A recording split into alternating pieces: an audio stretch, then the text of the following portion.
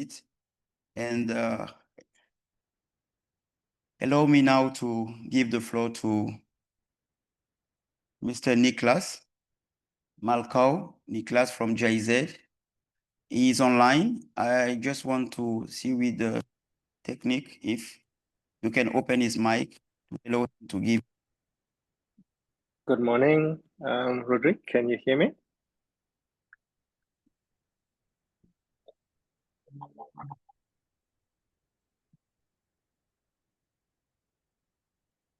It's okay. Hello. Good morning. If Niklas can hear us. Yes, good morning, Niklas. You have the floor. Thank you. Okay. Thank you very much, Rodrigue. Yeah, good morning, everyone. My name is Niklas Malchow, representing GIZ, which is the German International Cooperation Agency, implementing on behalf of the German Federal Ministry for Economic Cooperation and Development. Thank you for inviting us. Thank you for inviting GIZ. It's an honor to join you at this high-level forum on AFRINIC. We thank SMARTAFRICA for convening the sessions, and of course also along with other partners like AFNOC, the EU Commission, the African Telecommunications Union, ICON, ISOC, and many other stakeholders that were instrumental in organizing this session and also in walking the journey with AFRINIC. It also shows that your presence and our presence here today showcases that AFRINIC stability is not just a technical matter, but a benchmark for Africa's digital sovereignty. As we all know, AFRINIC plays a central role as the regional internet registry for Africa, ensuring that IP numbers and resources are managed fairly, transparently, and ultimately in support of having resilient networks, and thus strengthening and supporting AFRINIC's integrity is therefore also essential for the continent's digital independence. Like SMARTAFRICA, we welcome the recent AFRINIC elections, board elections, which showcases renewed leadership expected to result in credible governance. And it also marks the beginning of deeper reforms that must ensure inclusive, transparent, and community-driven actions that are sustainable and long-lasting. And as such, GIZ is also proud to support SMARTAFRICA and AFRINIC in this journey by bringing both legal and technical expertise that strengthens the governance and the accountability, while of course also ensuring that these reforms are anchored in operational excellence so that AFRINIC continues to deliver critical services without disruption. Beyond these legal and technical measures, we think that this process is fundamentally about trust, trust among governments and regulators, with the technical community, trust with global internet governance institutions such as ICANN, such as ISOC, and most importantly, trust to and from our citizens and businesses who rely on stable and secure internet every day. Building on this collaboration for trust, a shared vision of an internet that we also share as German International Corporation is an internet that is open, resilient, inclusive, and ultimately underpinned by African leadership, and is therefore key. So we also see this forum not only about addressing past challenges or ongoing challenges, but it's really about shaping Africa's digital future as a sovereign actor. And coming out of this meeting, we hope that it is ensured that AFRINIC emerges stronger and capable to continue to protect Africa's digital sovereignty, while also fulfilling its role as, of course, the regional internet registry in Africa. To conclude, GIZ believes that digital transformation rests on accountable, independent, and well-governed institutions. And that's why we also will remain committed to discuss and walking this journey together with you to strengthen Smart Africa, strengthen AFRINIC vis-a-vis Smart Africa as a trusted Pan-African platform to ensure that the reforms reflect both African priorities and international best practice.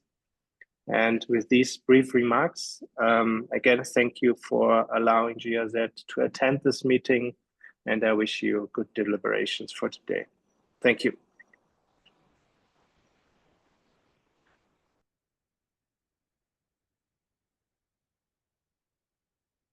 Thank you very much, Nicholas, for these remarks, and thank you for your support and for everything. Now, I think we're going to the next remarks, and I would like to invite Mrs. Thelma Quay, the Director of Digital Infrastructure, Skills and Empowerment at Smart Africa, to give her remarks. Thank you, Thelma.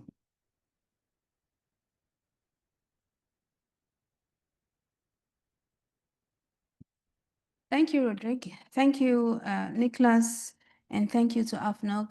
Thank you all for coming here today. It's indeed a pleasure to see you all. And I bring you greetings from Smart Africa, from Mr. Lassina Kone, the DG and CEO of Smart Africa. It's indeed an honor to join you all here and to also have you here. It's indeed, it shows the commitment of our technical, institutional, and development partners who have made this gathering possible.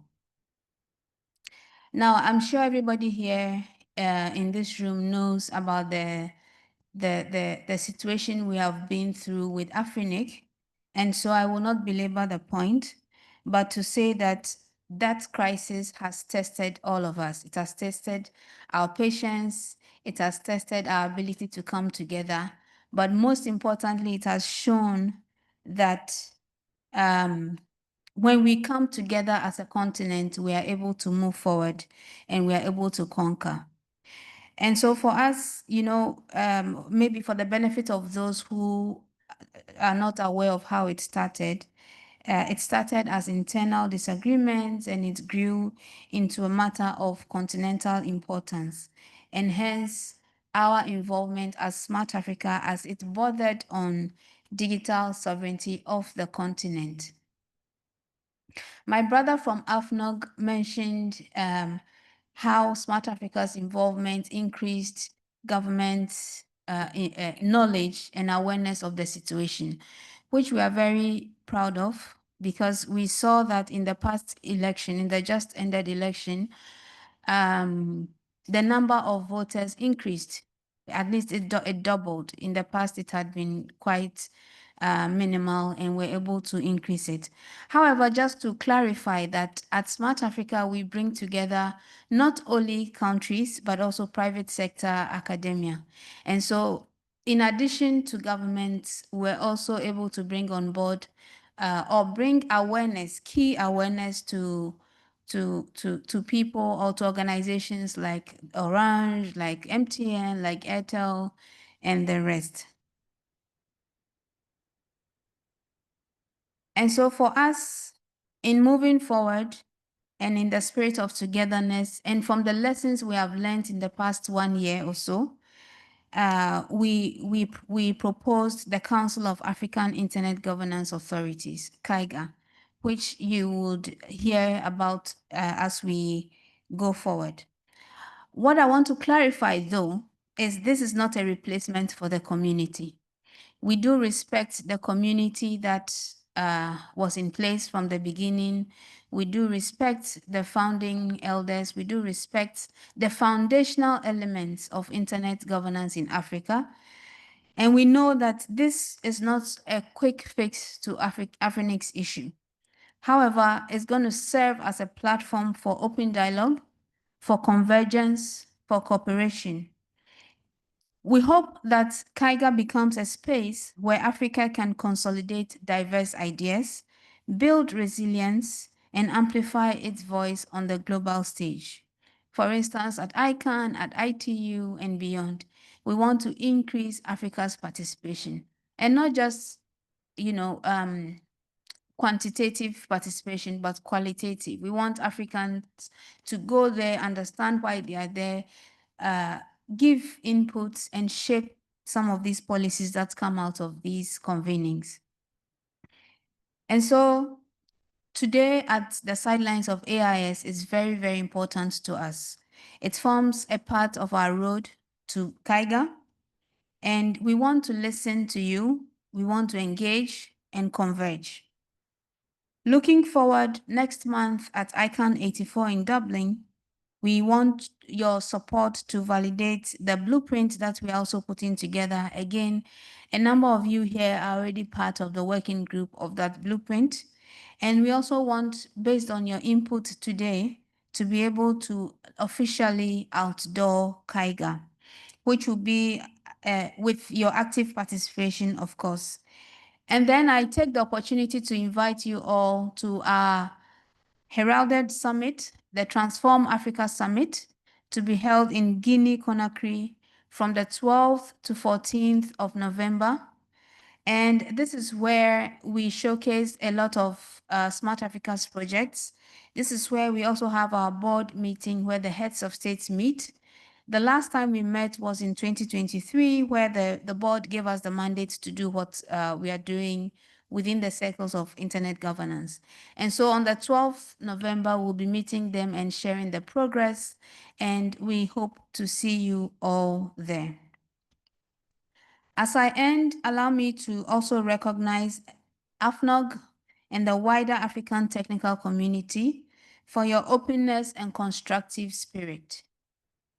ICANN for your consistent guidance throughout the process, the Africa Union and the ATU for your leadership, and our partners GIZ and NORAD for your financial and technical support. Colleagues, for us, we don't want today to be about our past. We don't want this discussion to be about who did what and who did not do what. We want it to be how Africa chooses to govern its digital future.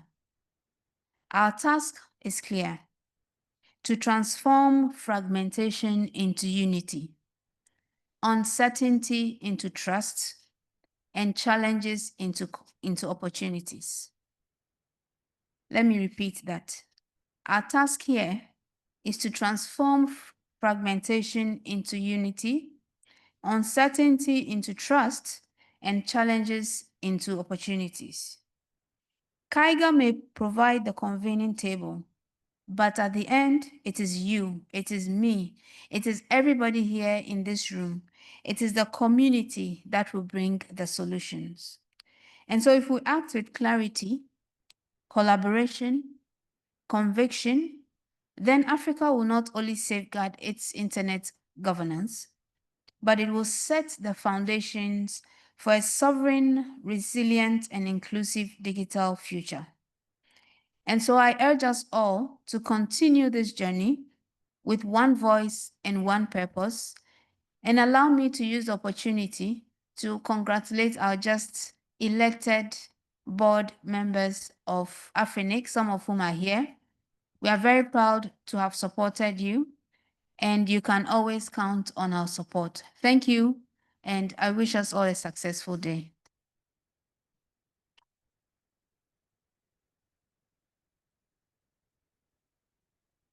Thank you very much, Tema, for these remarks. It's really much appreciated, and I think she highlights a lot of things, and we need this united for all the process we are trying to make currently. Thank you so much for that.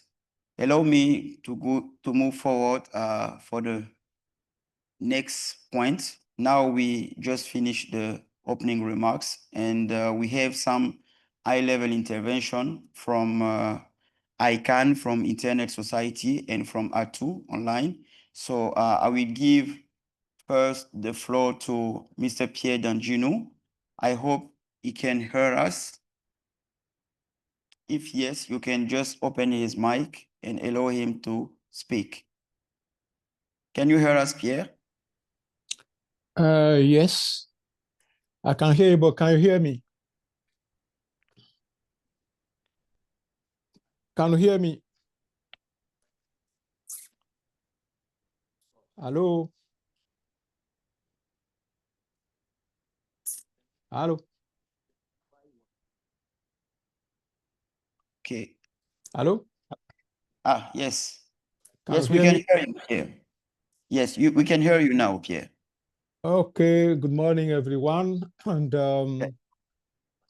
happy to be attending this this call, and especially from Ghana, but just want also to kind of, I wanted to be there physically, but I had to cancel my trip. So I'm so sorry for that. Thanks for Smart Africa for inviting, ICANN to be part of this this meeting. So my name is Pierre Danjinu, Vice President in charge of stakeholder engagement at ICANN, and particularly in charge of Africa and what we call Africa's participation to ICANN. Certainly, you all know about what ICANN does. Basically, maybe we just need to keep in mind that it's about coordinating, the internet. In fact, coordinating those resources that really make the internet, functional work. It's quite important, and what we do may sound technical, which it is, but it's also about policy development. Policy development about those, what we are calling these resources. You all know probably about them, the IP addresses, the name system, the domain name, the root server, the norms, all of this that you already know about. So basically that's what ICANN does. And ICANN also has its, the community is quite important for us. And we do have our meeting. There are definitely 3 of them every year. And you are all welcome. Of course, you're also welcome to the one that we are organizing in Dublin by end of this month.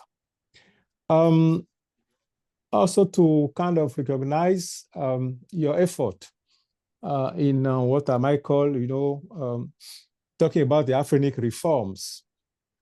Of course, as far as ICANN is concerned, you certainly all know that ICANN has been quite close to the situation in terms of, trying to support in what a manner so that, AFRINIC, regain its governance, regain its functionality, and that's exactly what we have been doing all along for the last 3 years. So ICANN is about supporting to make sure that this, registry start operating again, and that its function be accomplished. And well, of course, we are also listening. We are also watching to what is happening, especially after the latest elections, of the to the board. Maybe I just have to highlight a few things that we as ICANN are quite, that's what we do necessarily, and which is about, a few things. While we are supporting the AFRINIC in its way to regain its functionalities, governance, we want to insist on a few things. ICANN, as you all know, recognized AFRINIC back there in 2005, 4 and 5. But AFRINIC is not alone. AFRINIC is part of a group of 5 registries spread all over the world that are really servicing their regions. What ICANN does is, of course, recognize those registries on the basis of a few sort of what I might call criteria. And it's all about compliance. So as far as ICANN is concerned, it's about complying to what you exactly has been registered to perform, which is providing those IP services to your region. So of course, ICANN needs to be looking clearly about how much of compliance you guys are having.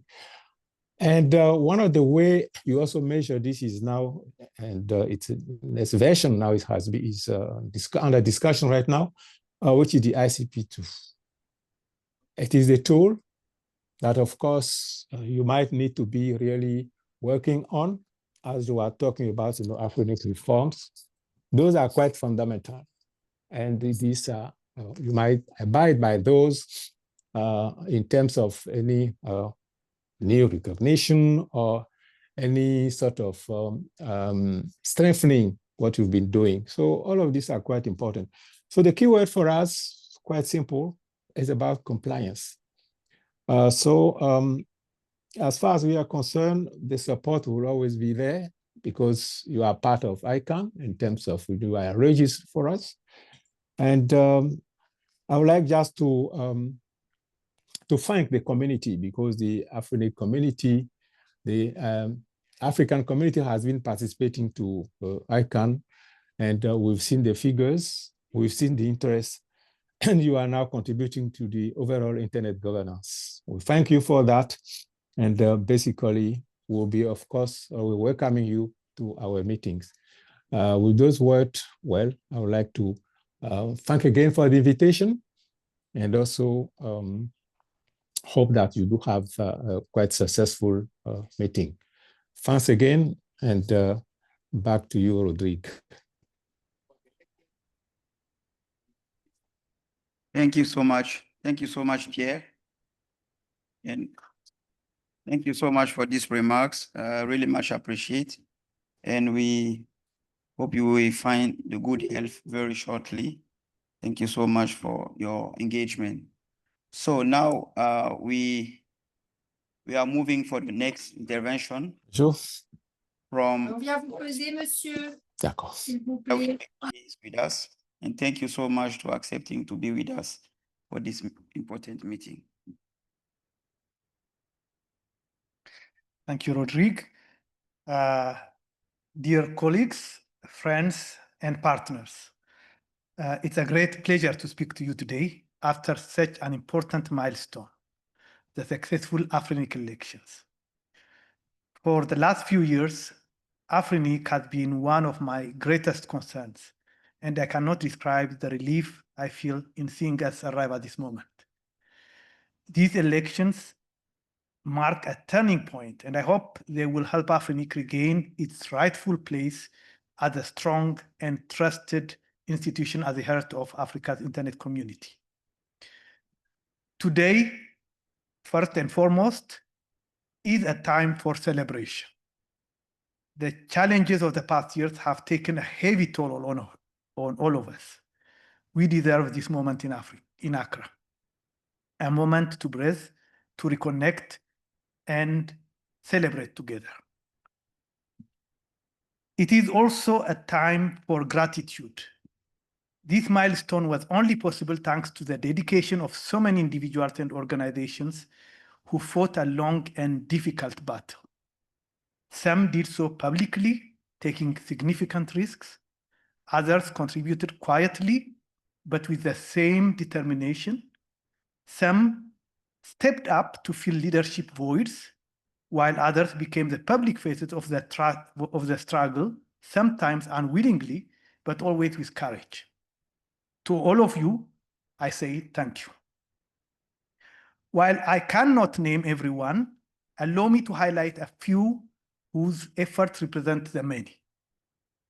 To the AFRINIC staff represented here, I would like to ask them to stand up. Please stand up so that people see you. We represent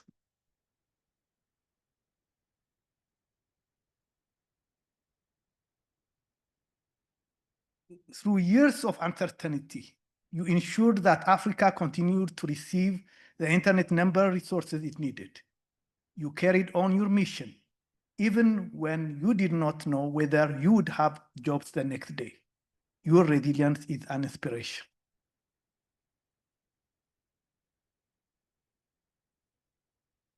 To Smart Africa, thank you. When this crisis began, you were not closely engaged with AFRINIC, but you recognized the political vacuum and you stepped forward with leadership that proved decisive in guiding AFRINIC back on track. Thank you.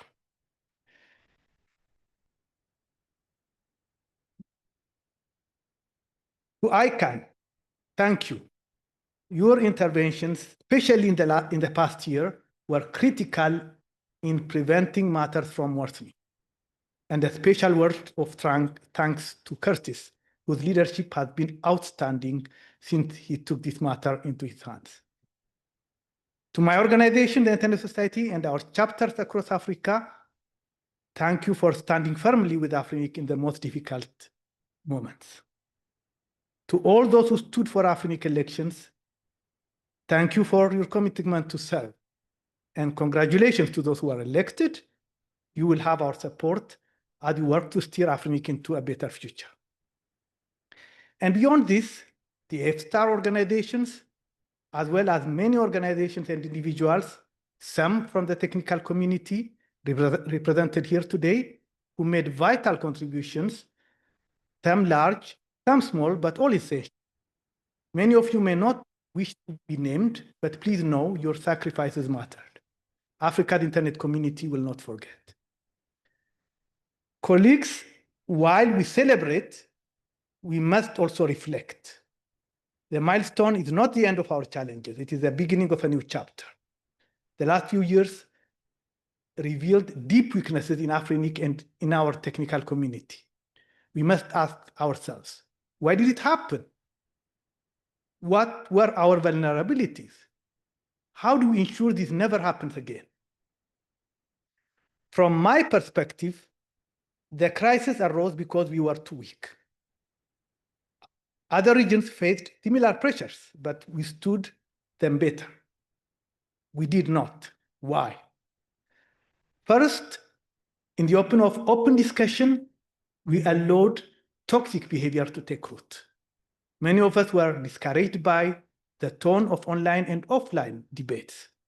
Too often, capable people chose silence or disengaged completely. Few were willing to stand for the AFRINIC board, leaving it fragile and exposed. These created openings for internal and external abuse. Second, AFRINIC's bylaws were not designed to withstand such attacks. We must learn from this and build governance structures that are resilient against further threats. Third, AFRINIC must be fully recognized and protected by its host country. If it cannot count on these guarantees, it should not hesitate to explore alternatives. Finally, the internet community itself must reform. We need to relearn how to conduct civil and respectful discussions. We must not allow behaviors that are alien to our values, such as public insults and personal attacks, to corrode our community. Freedom of expression must coexist with responsibility and respect.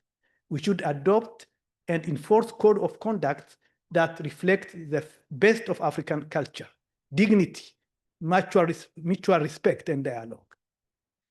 Equally important, we must make multi-stakeholderism a living reality. The last few years proved that no single actor could have solved AFRINIC's challenges alone.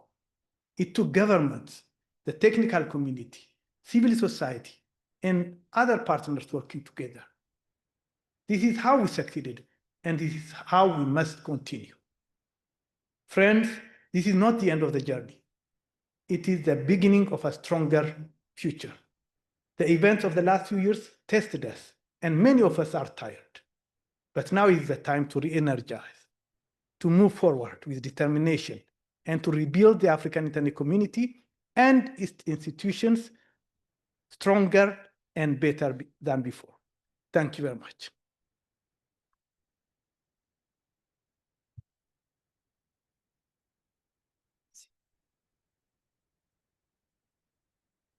Thank you very much, David. Really much appreciate, and you thank all the stakeholders around the table for their effort and their engagement since the beginning of this crisis. And I think this is a joint effort, and we hope everything will be great very soon. And congratulations again to the new board members. We hope that this board will successfully on everything they are trying to do, and they can count, as Thelma said, on Smart Africa availability to continue to support. So now allow me to go to the next intervention. This is online one. It's from African Telecommunication Union, from my brother. Can you hear us, Isaac? I can open his mic, perhaps. Yes, I can hear you. Can you hear me, Rodri? Yes, the sound. We cannot hear you very well for the moment. Just. I'm more close to my laptop. Is it clear now?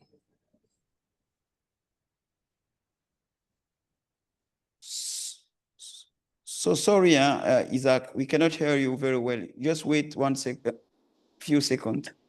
Okay.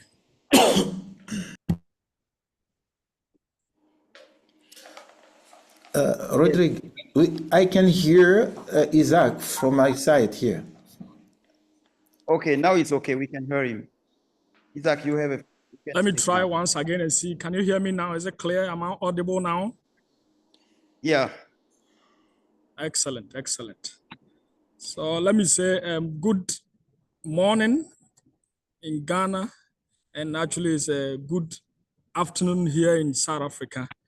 Unfortunately, I was supposed to be there physically with you, but my Secretary General is also having another meeting here in South Africa for the G20 ministerial meeting, and I'm with him at the moment for some meetings at a very high level. So probably I may join you in the course of the discussions physically from Thursday thereabouts, but I tried as much as possible to join this morning discussions to ensure that we are able to, and then we also bring our issues into perspective as to what we think as far as the African Telecommunication Union is concerned regarding the AFRINIC issues.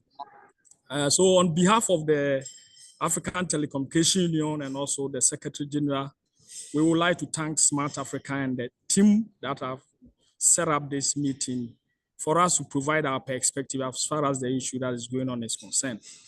I'm sure you are all aware the ATU having about 52 member states in its fold and about 50 or so associate members who are all in the space of telecommunication ICT are very much concerned with the issues that issue that is going on in AFRINIC. And for that reason, we're working on behalf of the membership. I've taken this issue at a very high level. If I remember correctly, the last time the Secretary General working with the membership organized a very high level ministerial meeting that attracted about 35 ICT ministers from the region to discuss this issue of AFRINIC and its future when it comes to the internet. There were several discussions. We invited stakeholders. ICANN was represented, Smart Africa was represented, ISOC was represented. Almost everybody that matter in the ecosystem was actually represented in the discussions. At the end of the day, the outcome was that there was a high-powered declaration that was established to the African Union. And the key points essentially in the declaration were just to ensure that AFRINIC future is actually guaranteed when it comes to these issues, and to ensure that we do not leave the gaps that we have already experienced for the past 5 or 6 years still continue. And so the declaration called for transparent election with respect to the judicial processes that it's happening in Mauritius, which we have all witnessed. It has already been concluded. We called for inclusive participation in all eligible member states and also sustain multi-stakeholder dialogue. We were very much aware of the receiver that was appointed and the legal issues that were going on, so we also touched about it. But the key point that we made on behalf of the ministers to the AU is for the AU to table it at a very high level and discuss this issue, which as we speak now, my Secretary General currently is in this meeting. One of the reasons why he's here is to discuss this issue with the Commissioner of the AU, who is also in charge of infrastructure and energy, that this issue falls under her mandate. And this afternoon, the Secretary General is meeting the Commissioner, and one of the agenda on the table is about the AFRINIC issue and how we can guarantee that. So again, because we are also much interested, I believe some of you who are in the room are very much aware of our active participation in the technical working group, both the technical working group and the legal working group about the issue. We meet once every 2 weeks, looking at the future, looking at the discussions and all the processes we have actually contributed our quota to make sure we shape it. We don't really like the issue of duplication of effort, so we are always working collaboratively with Smart Africa and other entities to make sure we resolve this issue amicably. So Rodri and the team, I would like to say, we would like to thank you. And I believe once I get to Ghana, we can have more time to engage and discuss in this. So I wouldn't spend much more time. I will just leave you and stay here for the next 5-10 minutes. Listen to if there are any questions for me, I'm ready to answer before I follow. Thank you very much and good morning to all colleagues.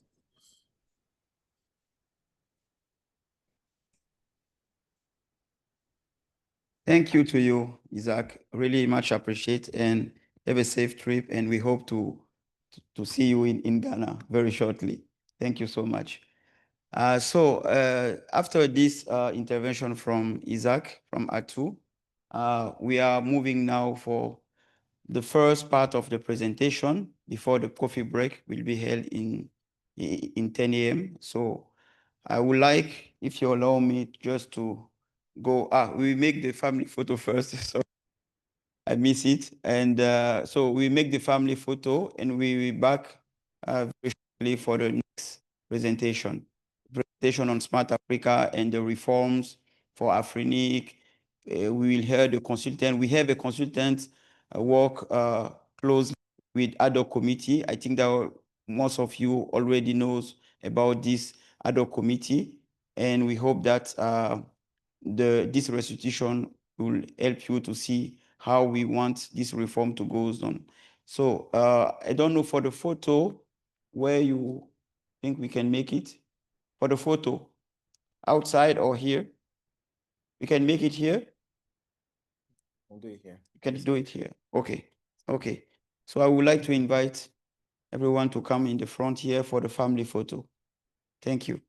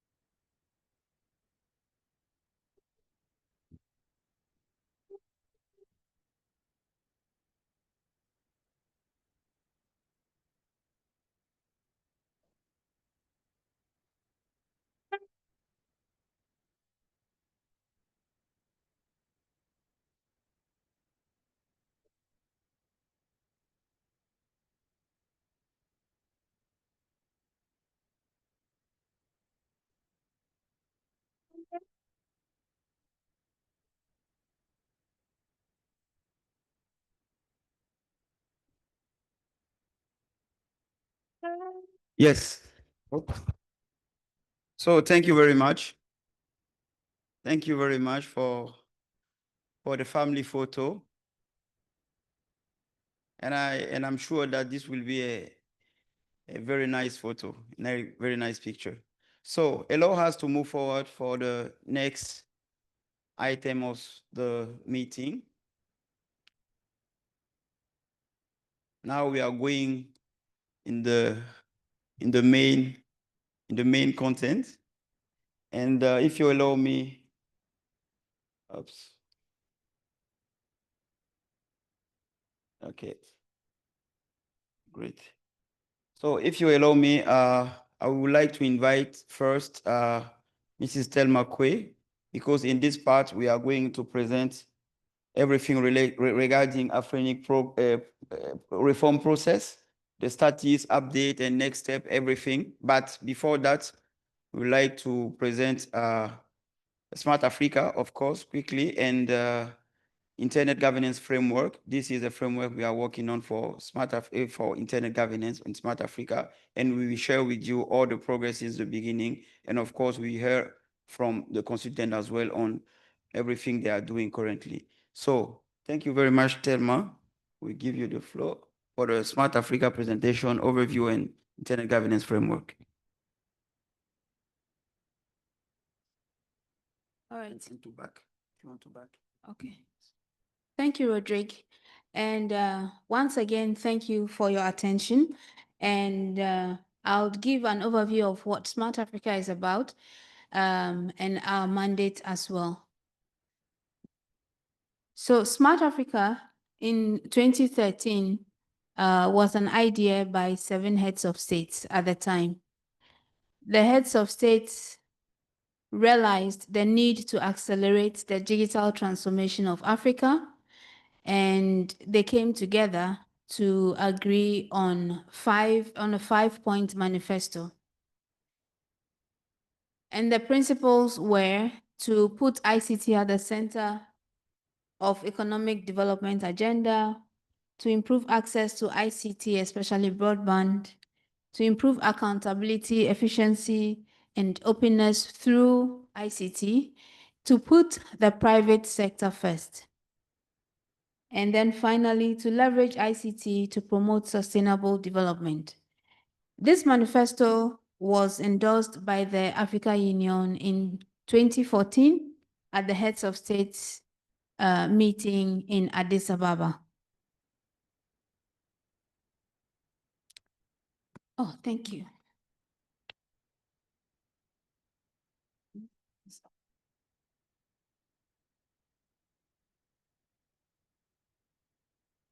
So that manifesto is what has taken us through till now. And our vision is to transform Africa into a single digital market. Now, what does that mean for us? Is how can we leverage technology to break down the geographical barriers or the geographical boundaries that we have as countries and act together as a 1.4 billion markets rather than individual countries acting on their own. And how are we going to achieve this? This is through our mission, is through a bold and innovative multi-stakeholder approach. And that's why we have here, that's why we have we have one project on internet governance, and we are all here through driving it through a multi-stakeholder approach. At the moment, the Alliance has 40 member states. So remember I said we started with 7 countries. We are 40 member states. Now, allow me to clarify why we are 40 and not 54, even though the African Union has accepted or has approved or has endorsed our mandate. Ours is a demand-driven approach. We want every country that joins us to say, yes, I believe in your vision, and this is what I want to do to support the vision. So instead of pushing it down every country, state, and saying we are in 50+ countries, we prefer to go by a coalition of the willing. And so each of these 40 member states that have joined us has a flagship project. Every single country leads a flagship project. Even though it's country-led, it ends up being a Pan-African project that everybody is able to use. For instance, Ghana led the e-payment blueprint. Senegal led the broadband, Smart Broadband 2025. Rwanda led the smart cities. Congo Brazzaville was smart devices. Kenya was the digital economy. Tunisia was startups. So each of these countries have a project that they lead. And for us, as at now, with the 40 member states, we represent over 1 billion of Africa's population. And the below list here is the list of countries that have membership within Smart Africa.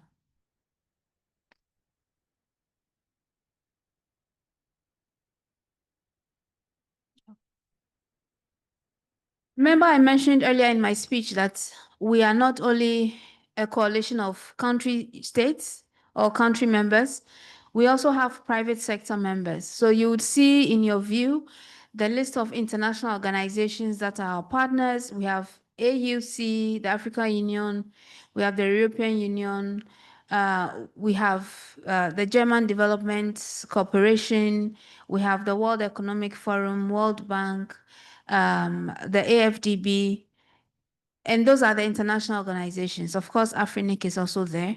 And then we have private sector members. So on the private sector, we have various categorizations. So we have platinum, we have gold, silver, startups and entrepreneurs, academia, and the international NPOs. So this, including the countries, make up Smart Africa Alliance.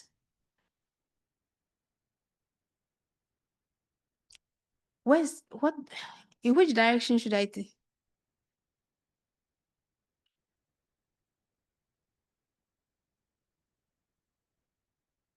Yes, please.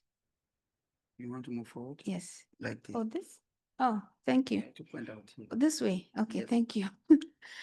All right. So to also share our governance structure, it's important that you understand, because when we were doing the reforms, we had a consultative sessions, and some of the questions that came up, which was relevant, was that where do you have your mandate? Who instructed you to do this? And so here is our governance structure. So our overall, or the highest body we have, is the board. And the board is made up of the heads of state of our 40 countries, as well as the CEOs of the platinum and gold private sector members. Our current chair is His Excellency Paul Kagame, the president of Rwanda, and also the Smart Africa chairman. And then under the board is the steering committee.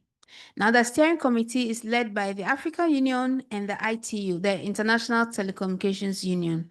So we have the SG of ITU, as well as one of the commissioners from Africa Union sitting on the steering committee.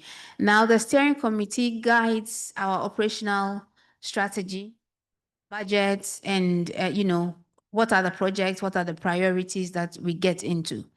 And then directly under the steering committee is the secretariat, which is led by Mr. Lassina Kone, the DG and CEO of Smart Africa. Now, we also have consultative organs.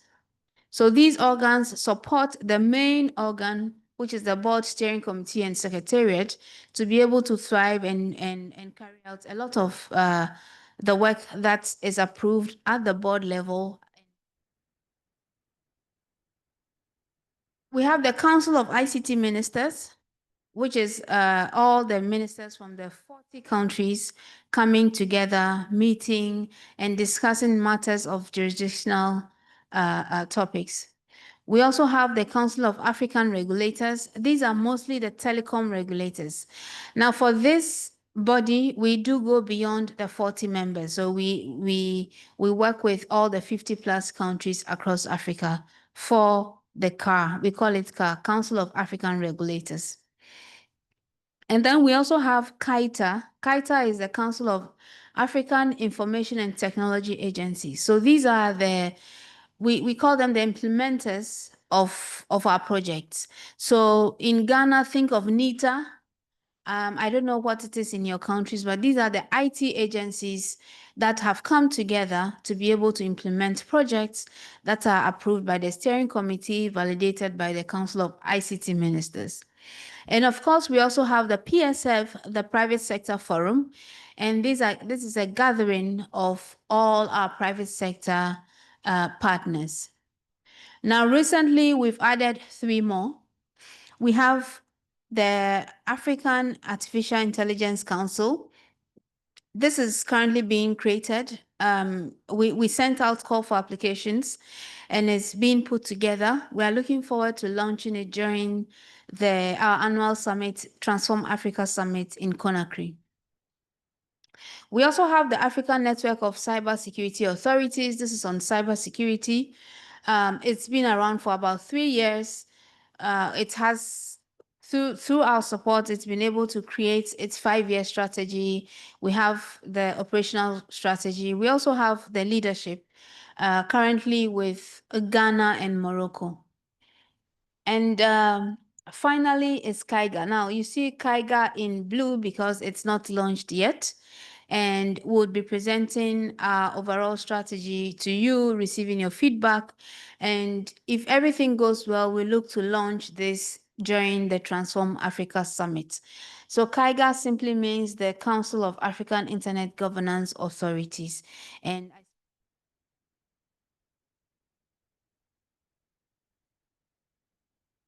thing doesn't like me. Please. Thank you. Let me stay and help you. Thank you. All right. So we have the Smart Africa Internet Governance Framework. Now, before this, allow me to say that in Smart Internet Governance is just one of them. And in every project, we try to look at it from a holistic level, from the Pan-African level, what we have to do.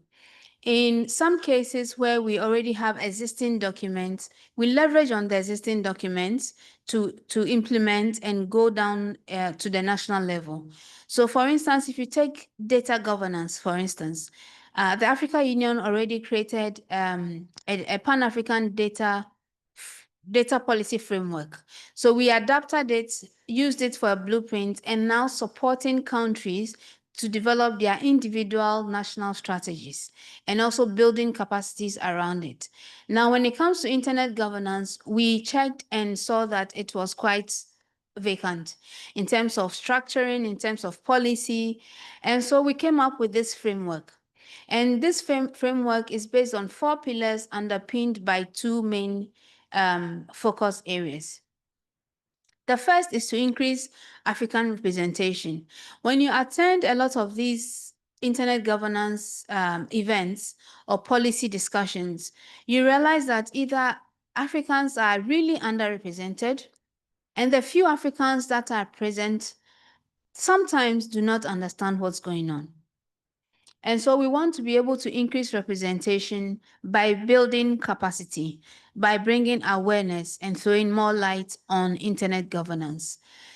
The other is regulations and policies.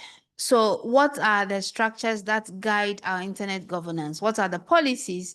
And when we say policies, what that may pop in is restrictive. We don't encourage that. We encourage policies for. This is what we are looking at. The third is collaboration and cyber diplomacy. How can we collaborate as a continent? There is so much power in, collaborating or in having a negotiation with a 1.4 billion number as a continent than just going only as Ghana as a 30 million or as Rwanda as 13 million. So for us, we want to be able to improve collaboration and cyber diplomacy.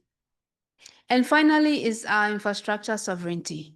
And you would see some of the discussions that have already gone on, focuses on making sure that our infrastructure in Africa is really and truly sovereign. Now, this is underpinned by a holistic awareness and capacity building through our much touted platform, the Smart Africa Digital Academy, focused on policymakers. We currently have a grant from the World Bank focused on training and capacitating policymakers like yourself across Africa. And that's where we are leveraging our support from. And this everything is also underpinned by the DTS for Africa by the AUC. This is the Digital Transformation Strategy for Africa 2030. Roderick, next, please. Okay. So is that the end for me? All right. Okay, what's there? I don't know what. You can go next. Okay. Since the board. Okay. All right. So on to the specific issue of AFRINIC, why we are here and why we had to consult we had to constitute the ad hoc committee as well as the consultants we have here. Allow me to give you a bit of a background. As Dawid said, when this issue started maybe 5 years ago, we were not there. It wasn't in our purview. But in 2022, our attention was drawn to this.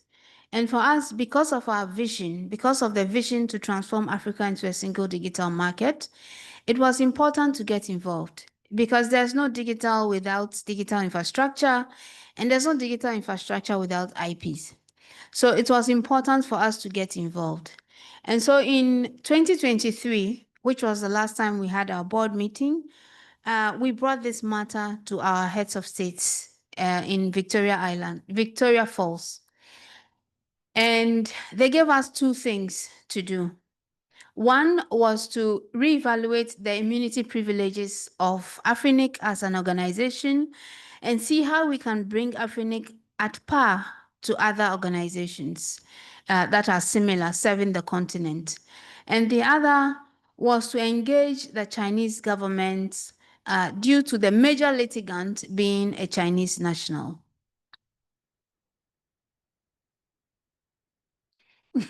I don't know what's happening. This thing doesn't like me. I don't know what's happening. Next.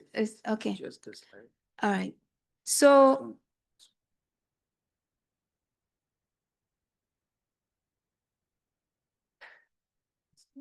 yeah, hold it. All right. So for us, it's important to also be clear what we are trying to solve, right? Because there was a lot of misconception on what Smart Africa is doing, what's your mandate. I hope until now, our mandate is clear. Now, for now, is what do we want to do? For us, we saw an ineffective governance, which was as a result of a non-current board, as well as the absence of a CEO. And that's one thing that we wanted to support in ineffective governance. The other thing was the low engagement of the community. I mean, AFRINIC had over 2,000 resource members, and very, very little of the resource members, about 10%, always engaged in elections. The third was a potential misappropriation of IPv4 resources of Africa. And of course, we all know the multiple legal proceedings that was against AFRINIC. And next, please. Okay.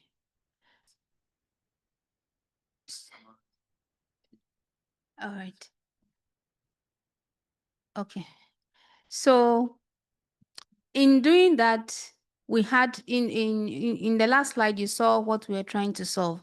Now, in doing that, we had to now be involved in the elections, not even though we didn't have voting rights as we were told, but for us, it was really to make sure that we had credible people who had the interest of Africa to move forward. And so a number of things that we did, of course, was the elections. You saw that we supported some candidates, and as we appreciate those who won, I also want to appreciate those who agreed to step down. It was a very difficult decision at the time. And I know also for some people, it was very difficult. And I want to appreciate the members who were initially on the list and those we spoke to and those who agreed to step down. Your sacrifice will not go unseen. And indeed, what you have done has shown that unity is what is needed. And with your support as well, we have come out very victorious. And I want to thank I forget their names. I think this lady. Tomboy and Philip. Want to thank you very much for agreeing to step down. We don't take it lightly. Thank you.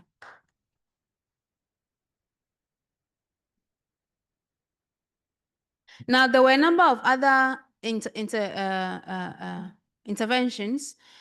So some of the diplomatic engagement, we engaged with Seychelles because cloud innovation is registered in Seychelles. And so we raised a formal complaint to the authorities of Seychelles. They're still working on it. We also engaged the Chinese government, the Mauritian government, of course, all ICT ministers across Africa. It was very interesting to see at the beginning how very unaware some of our ministers and even regulators were of this problem. And we are very happy to see how now most of them are engaged, they are aware, and they want to support.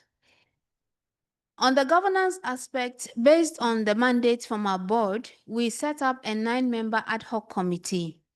And what they were supposed to do was to engage with the community and see what has to be done, what are the reforms that has to be done, who has to do it. A number of you were already contacted online. A number of you had online consultations. Continue to do the consultations. We have one of the consultants with us today. He would present some of the reforms, and I urge you to please contribute and share your insights. Next, please. All right, so now I'll hand over to Rodrigue. Yeah. Yes, thank you very much. I think now it's the part. Yes. Thank you so much, Tema, for this presentation. Really much appreciated. And so we are moving forward now for I can call him that like a restitution, but to give an overview on the work already did by the consultants and what they have in terms of next step plans and what they want to change. I want Gatete to come to tell us what is the result of these works. And thank you so much. I will let you present yourself. Most of you people already knows you, I believe, but I will let you do that and make your presentation. Thank you very much. I hope that this will be works with you because with Tema it didn't work. Yes, this is to move forward. That's and to back. Thank you very much. My name is Gatete Nyiringabo. I am a lawyer from Kigali, and I represent a team of 3. So we were brought in by the ad hoc committee to support in this process. And my 2 colleagues are not here, but many of you, we had an opportunity to speak with you already via Zoom during the consultation period. I can see some people that we have unfinished business and they're pointing at me. I hope this conversation continues here. And so I think I'm meeting the same problem as Thelma Rodrigue.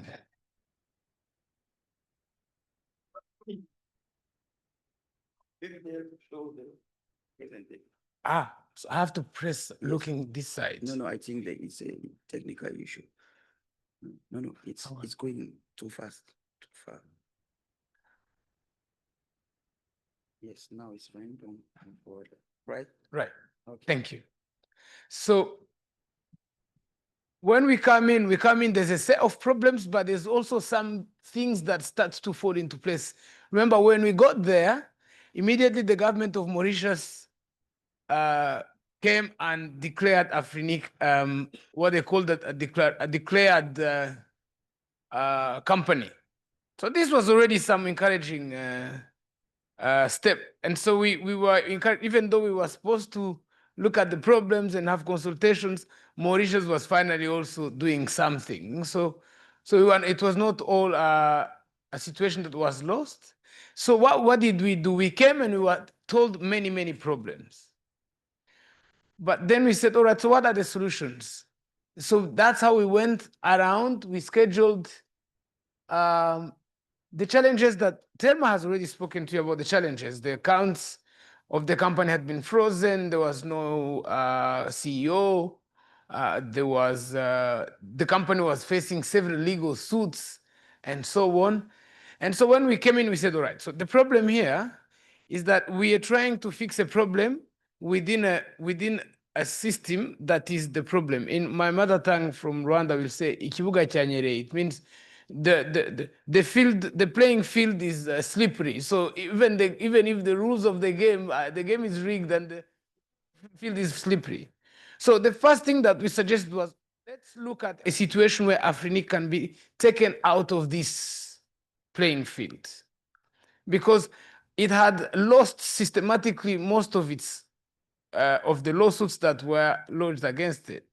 So, and then one of the things was its institutional weakness. So that means it was registered as a local company of Mauritian law.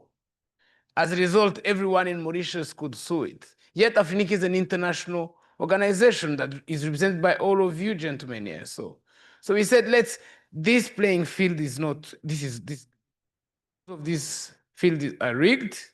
Let's try to see how we can elevate it. So we held meetings, like I said, with all of you, and we seemed to be on the same page. Now, the question was, the principles were agreed, and then everyone we met, we were discussing now the modalities of putting this into practice. So how are we going to do it? So we suggested that it would be good to have AFRINIC being an institution of international law that has immunities and privileges that other international institutions benefit from. For that to happen, it would have to sign a host agreement with the government of Mauritius, either that, or it would have to move and go in a country where prior to moving, it has already signed a host agreement with this country. The beauty about the host agreement is that once you have signed it, you have a set of immunities and privileges and so on that you are granted before you set up shop, and so that you can be exempted and protected from this. So we looked at that, but that was one aspect institutionally. But we also, by speaking to all of you, we found out that you had problems during elections. You had elections suspended because you had issued with proxies, with powers of attorneys, with this and that, and we issued with the quorum. We realized AFRINIC has such a huge membership of stakeholders, but a small participation. You see this problem of having a big quantity of people who are happy to be members, but on the day of the quorum, you struggle with it. Said these are some of the issues that we have to look into.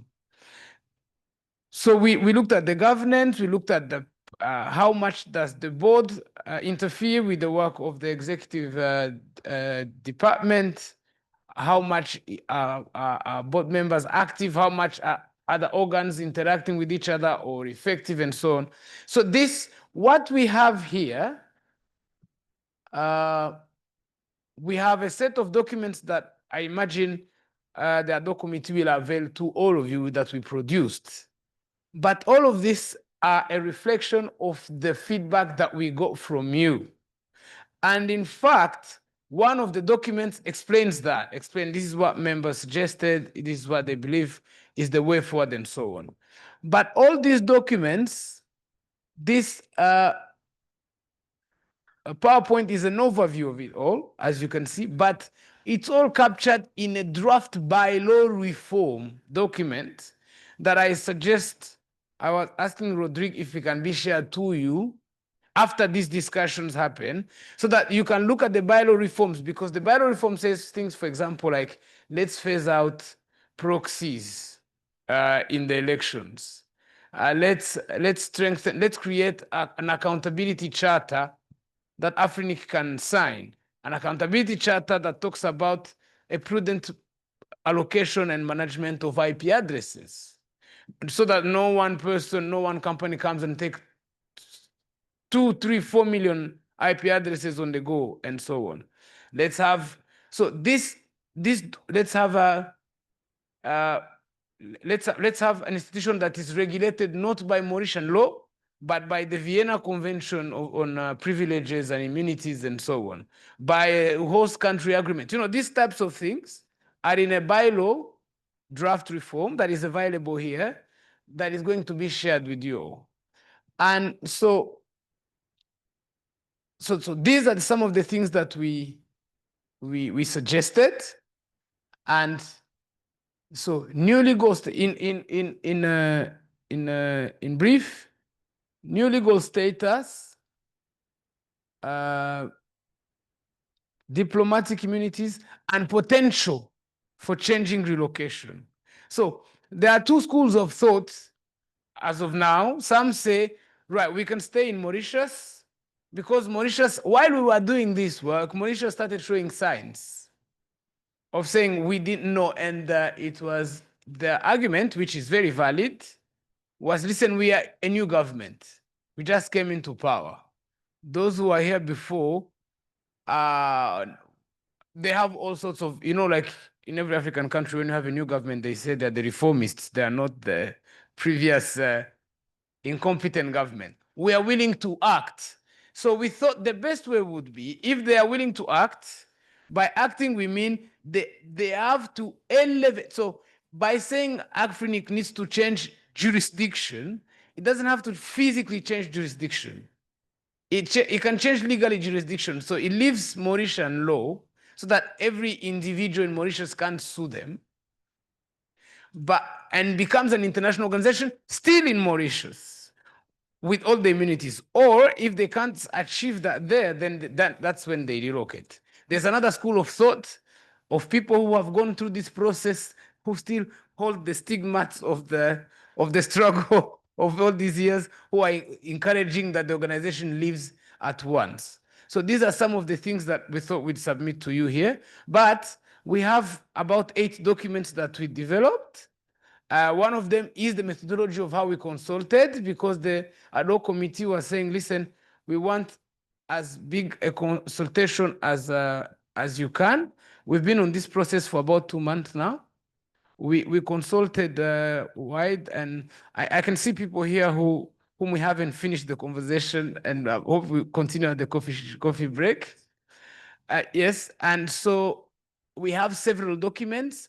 We're recommending that an external audit is written in the bylaws as one of the exercises that have to be conducted every year to ascertain these things. So basically we saw the problems and we say, and there's one document that is a comparative assessment. We went to other RIRs across the world, Latin America, North America, Europe, and so on, and said, how do they do this? So in addition to consulting individuals, we also consulted these other documents, how they do it, and then we tried to look at the best practices, and that's what we suggested. Thank you very much. I think this is so these are the documents, reform. Yes. Oh, he's hanging out. Actually, I've been told that my colleague who was the technical consultant on this, is online. Eddie, if you can hear us, would you like to come in and compliment? He's not here, but he's supposed to be online. Oh, okay, he's not online. He's there? Okay. Eddie, can you hear us? No, il n'est pas là. Hello? I can hear you, but it's it is fine. You can conclude.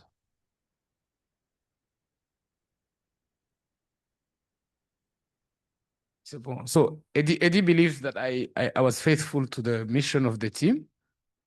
And so we have a way forward. And this is where I would like to conclude with. It's not, actually, conclusion would be a misnomer. So what I'm going to, right now, I'm not going to conclude. This is the beginning, in fact, of the work, right? So what we have are drafts. We only have drafts and suggestions that are reflective of your ideas, so to speak. But right now we have priorities that we need to do. The first thing would be to discuss, to share the bylaw with all of you. You read it quite properly. You give your own suggestions, and then you adopt this document. Because there is a paralysis at the moment, because the people who are there are not empowered to take these following steps. So the idea would be for you to adopt the bylaws, implement the suggested reforms that you can see there in brief, basically redefine governance role, update voter list. This concept of community, the thing, community is such a beautiful word because it's an open-ended word. So everyone is community. AD now, Rodrigue now calls me community. We only came 2 months ago and he says I'm also part of the community. So you see, if we open this open-ended community and every community have to vote, for example, that has brought problems of it. There's a beautiful intention behind community, but we are 1.2 billion members of the community. It's elections like that could be very difficult to organize and contributions to collect and so on. So that's why we call it updated voters list. And then we have to make a decision. Do we stay in Mauritius? Do we leave Mauritius? Where do we go? How do we go there? So we suggested that if these lawsuits continue, we suggested, should we go? Do we launch a call for proposals for every country to bid? Do we relocate to one specific country for now that is ready to move immediately? And so on. So these are the things that you have to discuss among yourselves with your sovereignty. My role is not to give advice on that. It's just to present all this on the table. And then whatever decision you make, then we have a draft host agreement document that talks about the things that AFRINIC would want.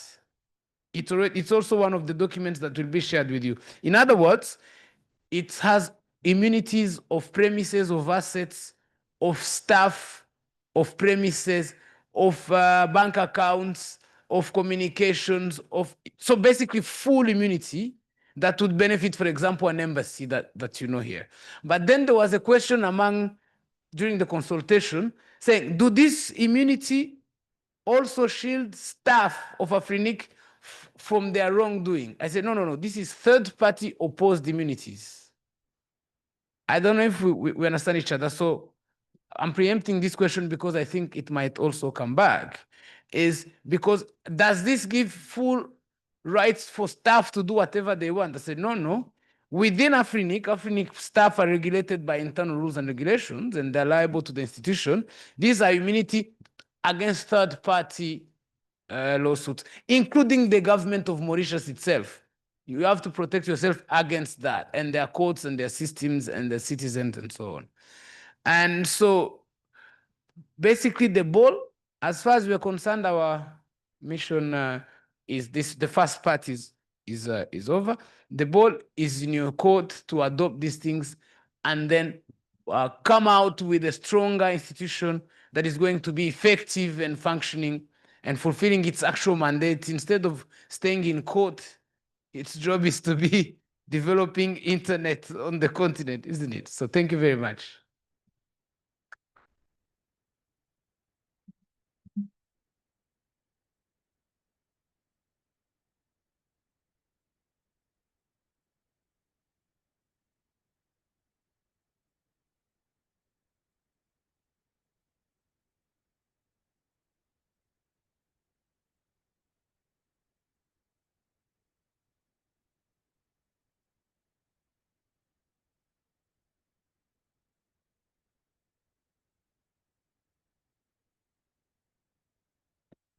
Yes. Okay. Now it's better. No, I'm just saying that we take some few questions before to go to the coffee break. And after the coffee break, we will take another because we are already over the time. But allow me just to give the floor to each of you and see if someone want to say something. But after the coffee break, we continue. We give like 10 minutes for the first part of discussion before to come back for the second part, like 10 minutes again, and before to continue for the CAIGA one. So I don't know if online or on site, if anyone have questions, please raise your hand and you can.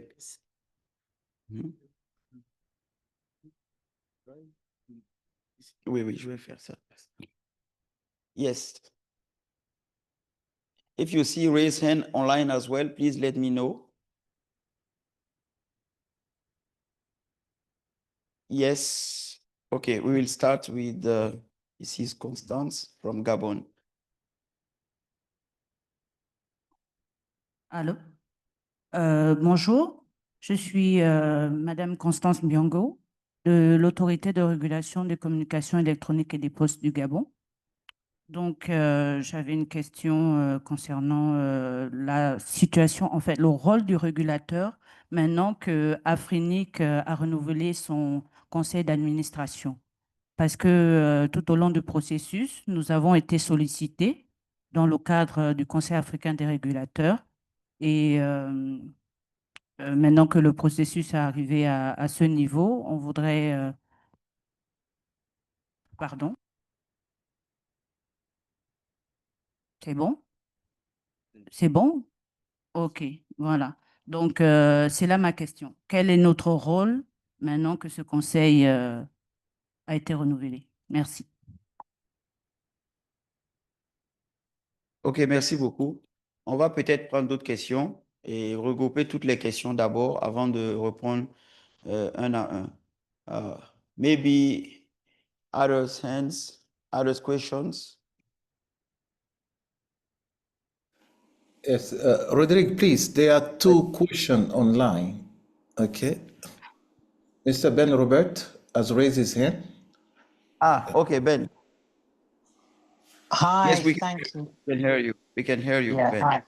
Thank you. And sorry, I joined a bit late. I had another call, so I didn't catch the beginning of the presentation, but I caught sort of the middle to the end. So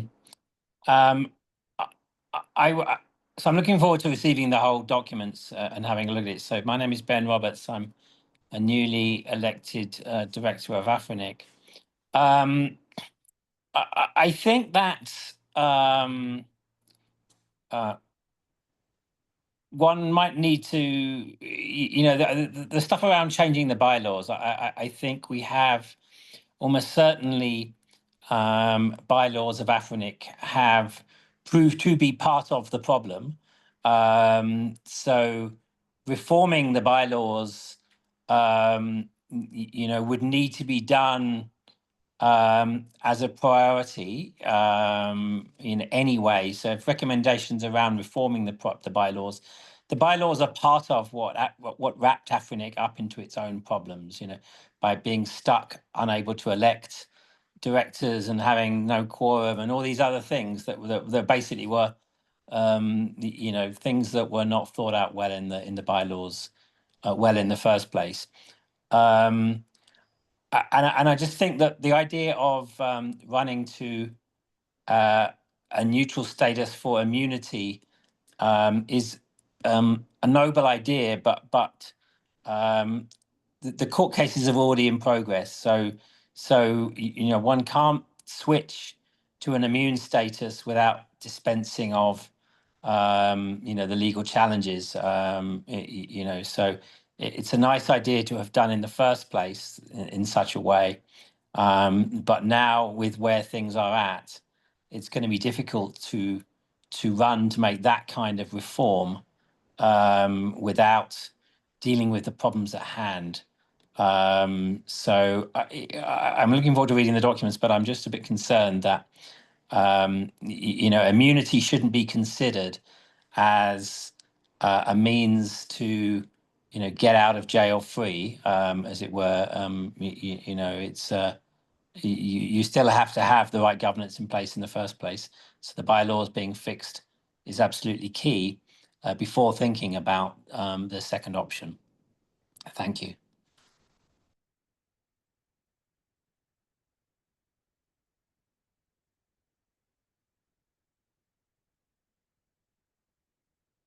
Yes, thank you very much, Ben, for your comment and your question. I don't know if we can perhaps take another question, the last one, and before to go to the coffee break and come back, of course, later. So any other hands? Yes, thank you very much. So maybe, yes, South Sudan. Can you hear me?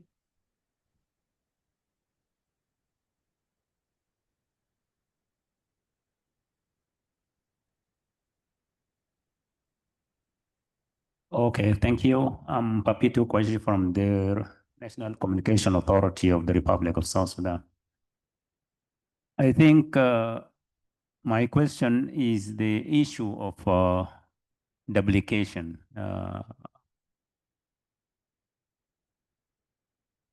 We wanted the process to see what is going to happen. Are we making reforms within the AFRINIC? That is the most important thing I'm looking at. Number two, the registration.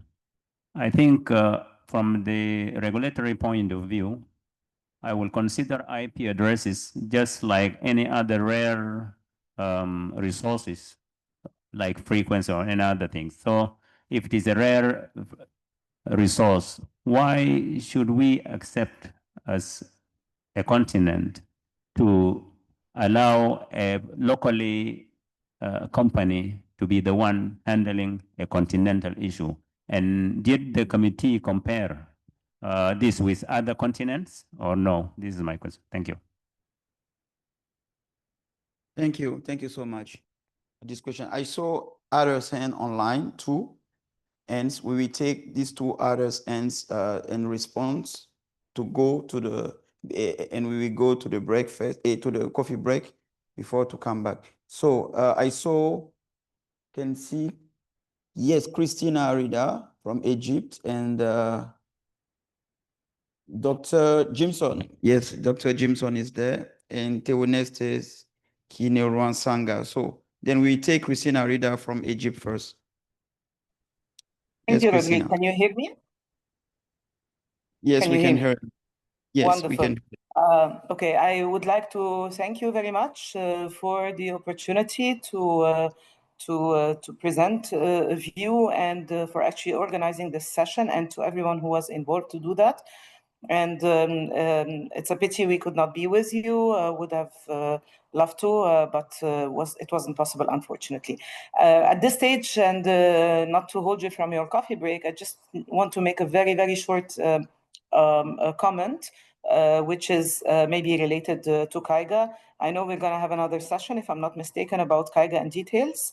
So just to reflect on the name of CAIGA. And I think this is something that we have probably expressed before as Egypt. And sorry, I did not introduce myself. My name is Christina Arida from the National Telecom Regulatory Authority of Egypt. So my suggestion is to take out the word authorities from the CAIGA name, maybe replace it with agencies, because there are no really internet governance authorities per se in Africa, or rather in the world. I would say it's more of community, as Selma was saying. So just at this stage, just want to make that comment. I believe the word agencies may be better to reflect that every single entity or agency that is part of the internet governance community can also be part of CAIGA. And we'll be offering more comments on AFRINIC maybe after the break, me and my colleague Manal. Thank you. Yes, thank you very much, Christina. And yes, of course, we need to talk about it. We already mentioned this issue, and of course, we totally agree on the fact we should discuss on it. So allow me just to give the floor to Dr. Jim. Yeah, Jimson. Yes, Ah, Jameson. you are here. Hi. Sorry. It's a Yes, good pleasure. to see you. Greetings, everyone. Yeah, it's been a great session. And the very last presentation is quite succinct. And thank you so much for all that you've been doing. My question is just with regard to the composition of the community that he outlined.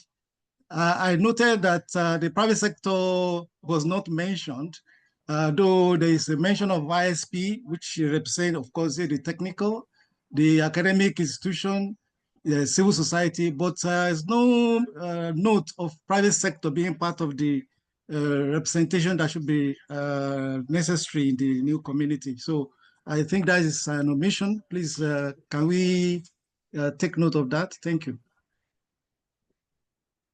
Yes, of course. Thank you very much for this comment. We will consider it, of course. I think this is maybe a mistake because the private sector is a key. And in Smart Africa Manifesto, of course, we said we said private sector first. And of course, this is perhaps a mistake we've been taking into account. And thank you so much for this comment. Allow me now to give the floor to, I saw another hand from Theo Neste. Eh? Yes, Theo Neste. Thank you so much, Rodrigue. Good afternoon, those who are there physically and those joining online. So my question goes to my brother Gatete. I want to thank you for that analysis, those recommendations, and I want to maybe ask you if there was a benchmarking that was done to see how other region internet registries on another continent do their work about their governance, the establishment of those other registry. If there's maybe a benchmarking that was done just to compare what we want to do with AFRINIC and how they have done on other continents. Maybe this also can go to Pierre Danginou from ICANN to have a comparative approach and recommendation to the recommendations that the consultants have done. So that's my question. Thank you. Yes, thank you so much, Theoneste. I will let Gatete respond on it. So allow me just to try to react on all the questions. The first one from Gabon, I think I will let Telma respond on that. This is the key role the regulator should play on this process. We request them since the beginning to be involved. And now I think even if the election was happening, we need, of course, to continue to work with the regulator. But I will let Tema respond on that. And we have a comment from Ben Roberts. Would like Gatete to respond, and of course, with the comment from Theonesta as well. And the comment from Christina Arida, I will respond, of course, and Telma can support on that to respond well. So I think for Jimson, it's just a comment, just to request us to consider the private sector. It is something we can comment, of course. And the question from South Sudan as well, me and Gatete, we can respond. So I will give the floor to Tema first, or we can start. Yes, to Gatete. Okay. Gatete, you have the floor. Okay. Thank you. Actually, I'll start with the question of Jimson. One of the things that it's my mistake, it's an oversight. One of the things that we suggested in the new bylaws, in the new reforms, that representation shouldn't go with regions, because this is another source of division among Africans, between Francophones and Anglophones and people from the East and the North. We thought if we were to have representation in the board, it would be based on people's skills and so on, so sectors. So private sector, civil society, the financial sector, the education sector, the academia, you know, so that we have in the draft bylaws as an indicative distribution that has nothing to do with people's where they come, if it's from the north and the south and the east, because when we came in, some of the comments we were receiving from the consultations were suggesting these representations based on regions have been also a source of challenges in the elections, in the functioning. So we thought, let's do away with this. I come from a country that, I know this is a big stretch. I come from a country that was divided, and today what they did is remove all these divisions from our documentation. As a result, you cannot have a scientific basis of discriminating against someone else. You can do it through your biases, but you cannot do it through documented differences. And so this is one of the things that we said, let's disrupt this and move it. But on the comment of my colleague Ben Robert, so there are 20 ways. Actually, so I will give you 2 or 3. If you were to elect, if you are members of AFRINIC were to decide to relocate the institution and to get it immunities, that would happen within a week, because there are several ways that our predecessors, colleagues, were operating within the Mauritian legal framework and were trying to beat these lawsuits in Mauritius. The moment you decide to transcend that, so you can dissolve AFRINIC the way we know it and start a new AFRINIC somewhere else. We have heads of states are sovereign if they made a decision. The government of Mauritius itself has made a decision and has indicated that there were irregularities in the previous court decisions. So, but that's, even in Mauritius, the government recognizes that the court itself process was questionable. But we have jurisprudence from across Africa that shows that an international organization cannot be sued willy-nilly by a local individual and so on. So as a lawyer, I can give you comfort that if you decide as a community that you want AFRINIC to move, we have even part of the consultations, we had the consultation with ministers of ICT. Yeah, go ahead. I think that on the process, we have some consultation will be happen as well, of course, with the ministers. And at the final one step, we'll present this one to the head of state, of course. But we want all this process should gather all the key stakeholders, civil society, private sector, and of course the government as well, because government is part of this community. Yes, this is just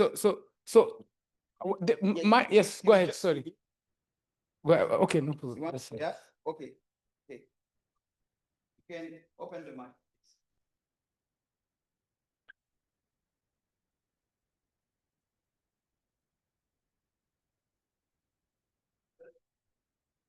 Hello. Okay, I have a comment rather, not a question, okay?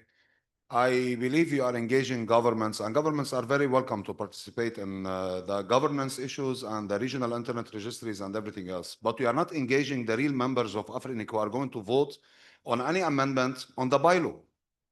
That is something that you are really forgetting about, and you are not engaging with anybody. I remember when we had the call and the session online, all right? Such amendments should happen in open forums, not behind the scenes, not one-on-one discussion on a Zoom meeting or a Gmail, okay, interaction through emails or whatever. That's just my comment that I want to make, okay? Please, let's not forget that members are the people who are going to vote for any change, relocation, bylaw amendment, and the bylaw amendment is not going to solve your problems. You have legal situation in Mauritius that you have to address it. Legally, through the courts, you put lawyers, you defend your organization, and then you can discuss about relocating the organization or reforming it or doing anything else. Thank you. Thank you very much. That's a very valid comment. And in fact, so this is how we thought we needed to start somewhere. So you had all these problems within an organization that has an open-ended size of community. We said, let's take some members. So we already had an ad hoc committee. So the ad hoc committee said, let's engage some members, resource persons, stakeholders, and then let's have a draft that, as you can see, in strategic decisions to be made, there is community must approve of this path. How does community approve? It is to, it's to share these drafts wide and as wide as possible, ask people to give feedback, and then bring the community together and say, this is what the feedback we did. Some of it, we were keeping it in track changes. You remember the document, we have it in track changes. So-and-so said this and this and this. So that it's not our comments, it's what people say and what people say. And then the community will decide. No, he's absolutely right on the set that who is going to decide on changing this? Who is mandated to do so? Yeah, go ahead. Just one more time, please. We are supposed to be the people putting proposals on the table, not somebody to do the proposals for us and lead us to a ballot box or whatever in order to cast vote on it, yes or no. We should be engaged even in ideas, which we have been doing since 2022, and Madame Telma here knows very well, all right? We should be engaged in forming those ideas objectively, not subjectively, through unknown people whom we don't know. We have never engaged with them, all right? We need a better understanding of the regional internet registries, how they operate, how they are formed, what is ICP2, how the standard, and the global governance, before we talk about AFRINIC as an isolated case. Because all what I am hearing today is how we treat the problem of AFRINIC. How do we keep our compliance with ICP2? Because from our discussion, I don't see members. I see governments, stakeholders, technical community, engineers. They are all welcome. They are all stakeholders. They are all community. We are the members, okay? We are the voters. Please don't forget about us. Yeah. Just to be clear, I agree with this. And basically, so for example, these questions, some of the documents that I did was to do a comparative, and this document is available. How do other RER across the globe operate? What are the best practices from them? How do we learn from this? And in fact, we didn't say, okay, we didn't make any decision. What we are presenting here is things that came from the community. And some of these documents have track changes. And one of the documents is a consultation report. We consulted this group, this is what they said. We consulted these people, this is what they said. Now, we didn't consult all the members of the community because it's impracticable, but this is the time to consult them, in the sense that these documents need to be available to everyone so that they give their input themselves. But if you come with nothing, no draft, and you tell people to give ideas, they don't know from where to start. But I'm happy to hear, please lead us on this process, because I want to take notes that I will incorporate in this report. Please lead us on how we should go about this. Excuse me? Could you please lead us on how we should go about this? Excuse me. Rodrigue, I don't know if you can hear me. I'd like to mention something. Yes, thank you very much. I mean, I think what you said is very much appreciated. We took note on that, and we see how we can provide it.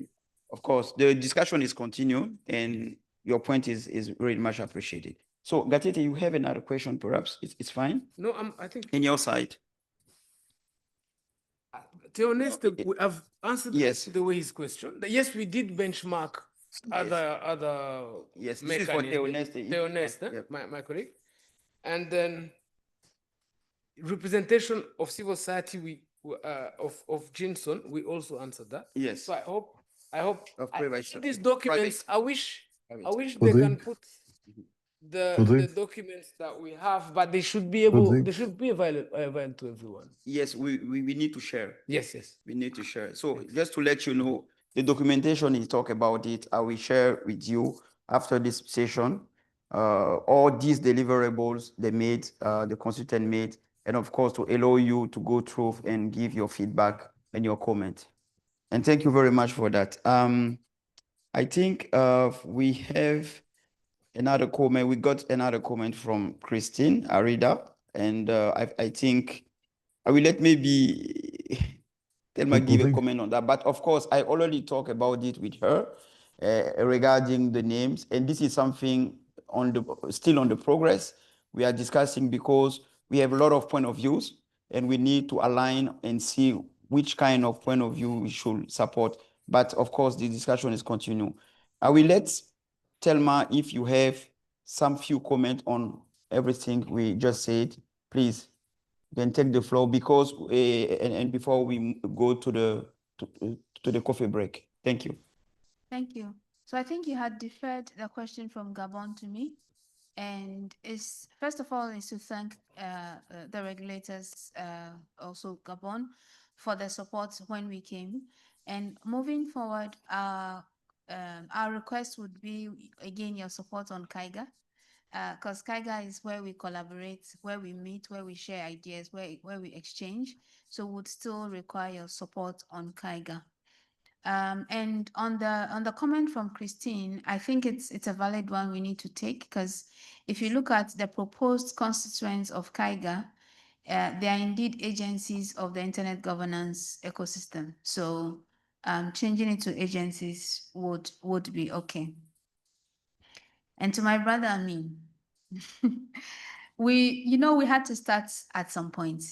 The problems were too many, but we had to start somewhere. And the good thing is that this is not definitive, it's not cast in stone. It's something that we needed to start to be able to kickstart a conversation. And I'm happy that that conversation is happening. And we are going to be able to even deep dive with you to be able to take all this into consideration. Now, we plan to have several of these open discussions also at ICANN.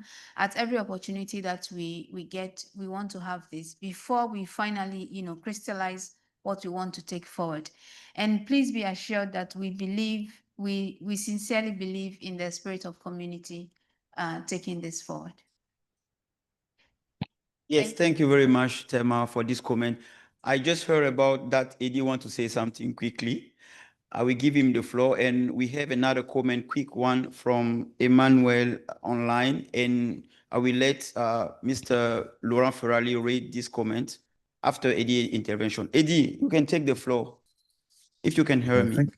Yes, I can hear you. Can you hear me? Yes. So basically, I just wanted to make a comment on when this study was done, the state of AFRINIC didn't have a board. So we were looking at things that we hear as feedback from different stakeholders in the community. And eventually, the process to implement this reform would take a path that was not very clear in case there's no board. But today, we are thankful that there is a board. And I believe that the best process would be to take the results of that research and avail it to the board for them to consider when there's a discussion about the reform, because AFRINIC is an organization that has procedures. It's not the first reform of the bylaw that is going to be done. And there is a known process on how to do a reform or to do a change in the bylaw. And I think it needs to be led by the board now that we have a board at AFRINIC. Thank you.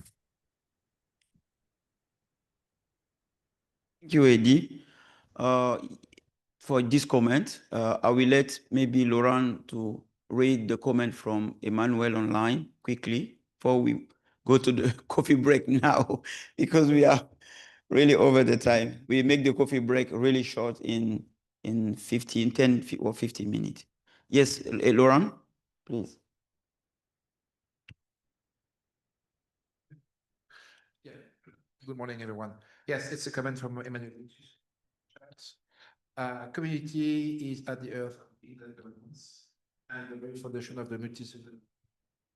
Well, this diplomacy is important to know the way of the kind of the notion of community, because it is precisely the diversity of choice voices that gives legitimacy to governance processes. We cannot hear. Yes, we can. And I think that maybe you can come here if or the computer can. It's on the screen. Ah, okay. People can read it if they want. Okay, okay. So maybe I can try to read because Christina said they cannot hear you very well. Yeah. Maybe it's perhaps regarding the mic. Sorry, Antwi, you want to say something? Yes, I will read it.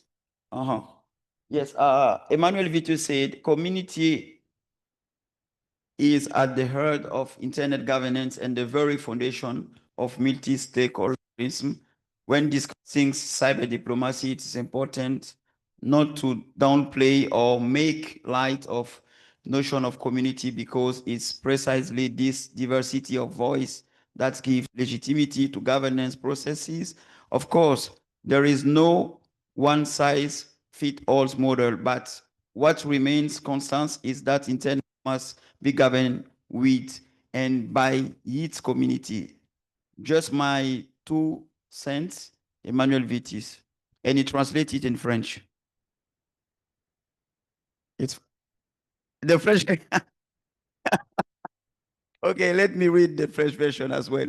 La communauté est au cœur de la gouvernance de l'Internet et constitue le socle des multi-acteurs. Lorsqu'on parle de cyberdiplomatie, il est important de ne pas minimiser ou tourner en dérision la notion communauté, car c'est justement cette diversité des voix qui donne sa légitimité au processus de gouvernance. Certes, il n'existe pas de modèle unique, mais une constante demeure. L'Internet doit être gouverné avec et par sa communauté. Voilà ma modeste contribution. This is the French part. Thank you.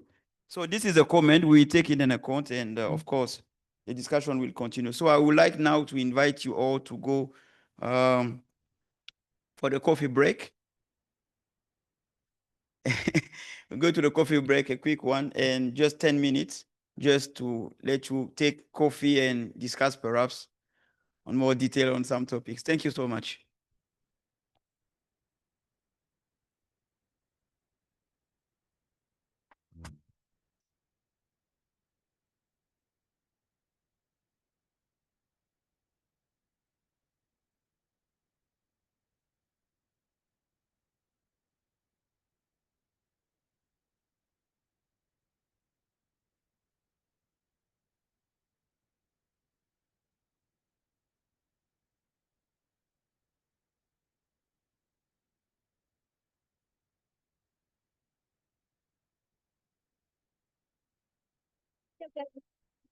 You're in the mix with DJ Fizz.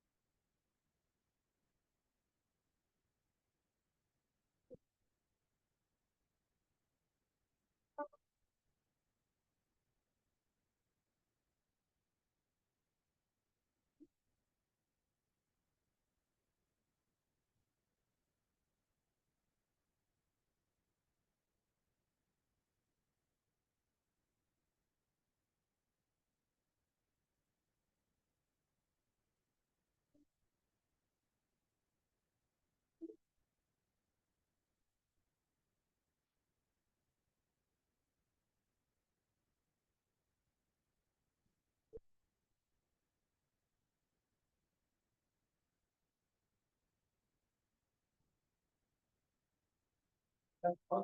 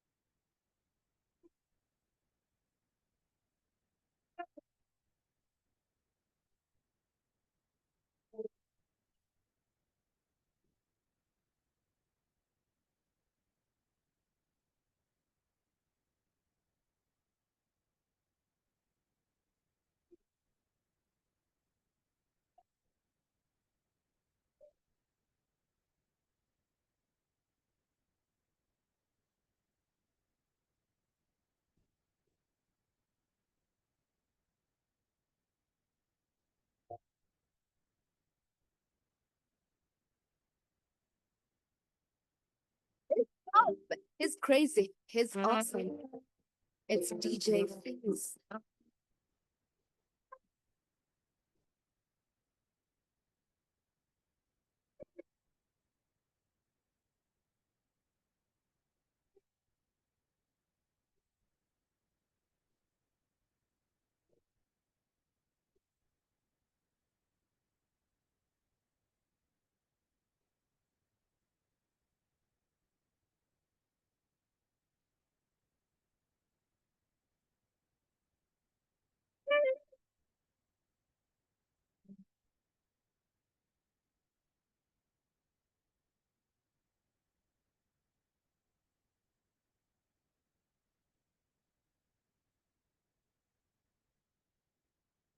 Stay on the track.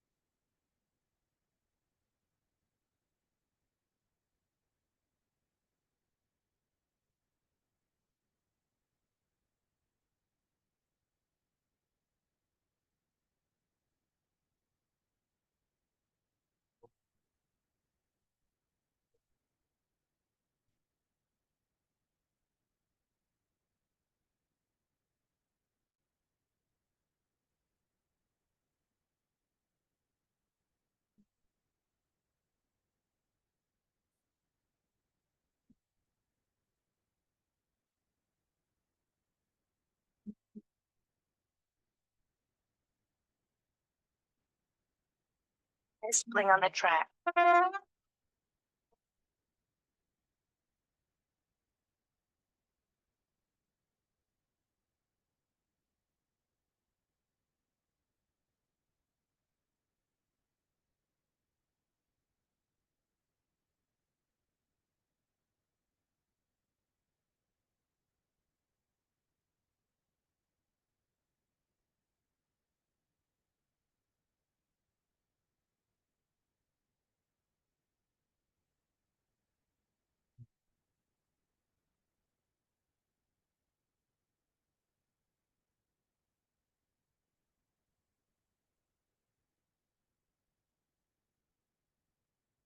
What's up, everybody? You're in the mix with DJ Fizz.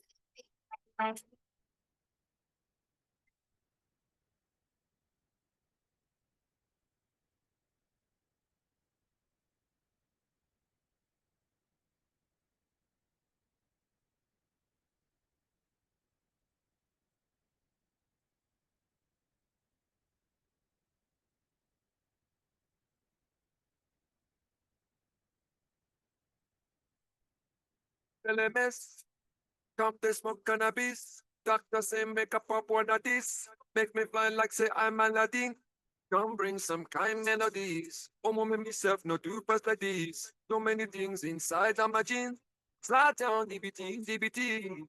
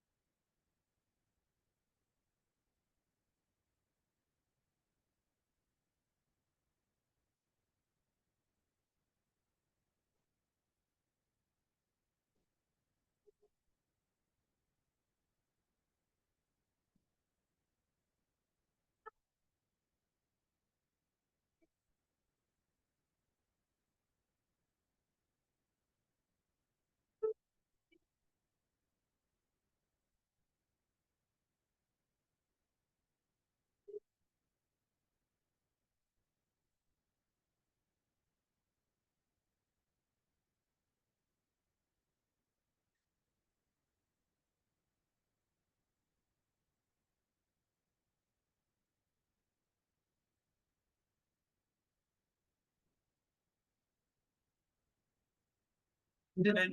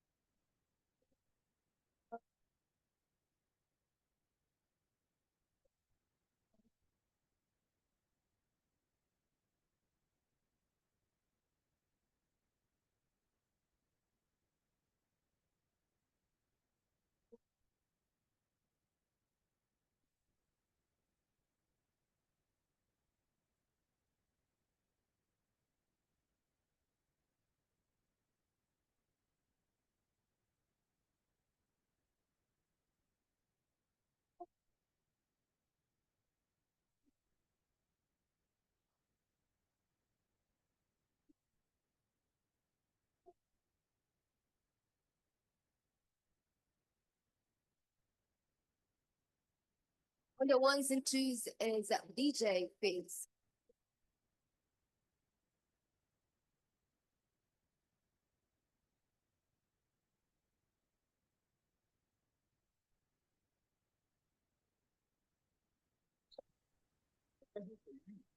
You are the researcher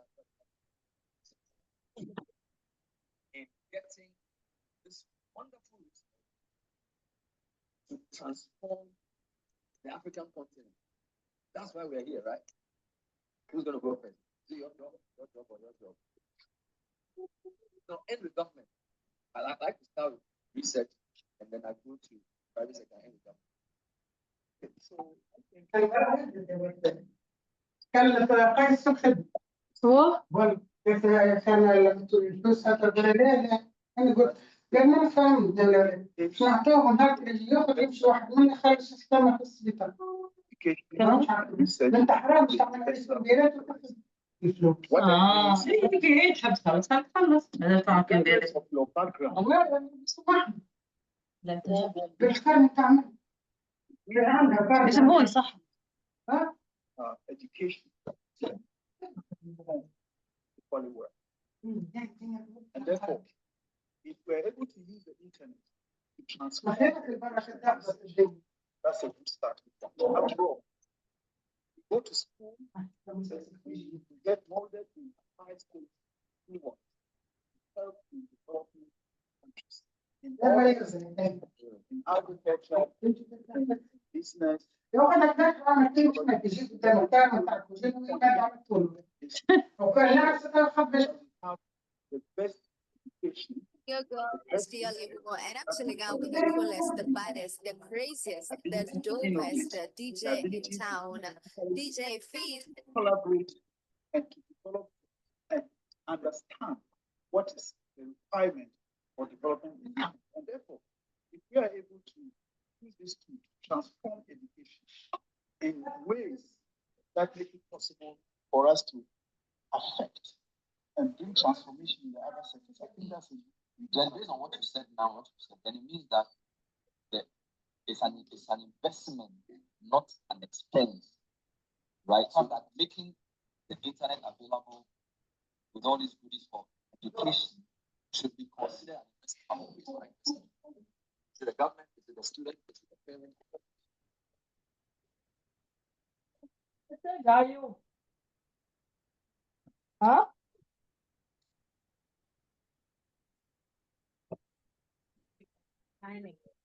On the ones and twos is DJ.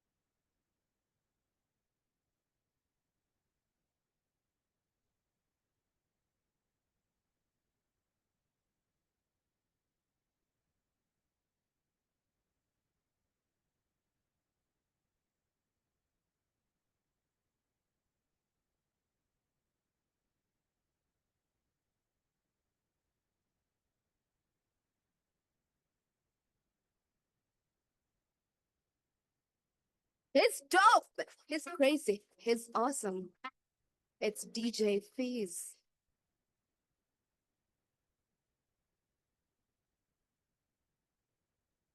Yo, last. Now everybody go to breakfast.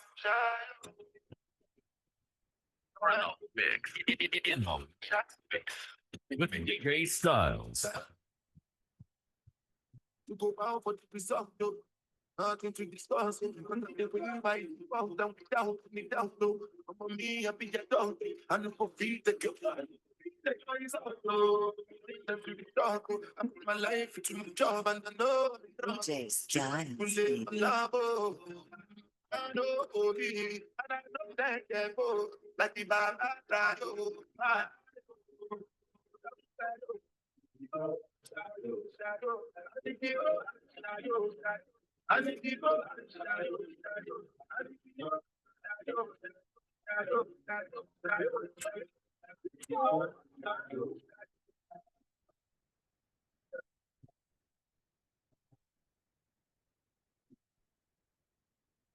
Baby, my Valentine. You know you do me what I'm gonna try to. Giving me a good time. I swear, you wanna keep oxygen and need to survive. I'll be honest. Loving big brother, in me, I am so obsessed. On to suck your boss. Just about you, there's a sleep. You know, big guys, you know. Give me love one thing. And make it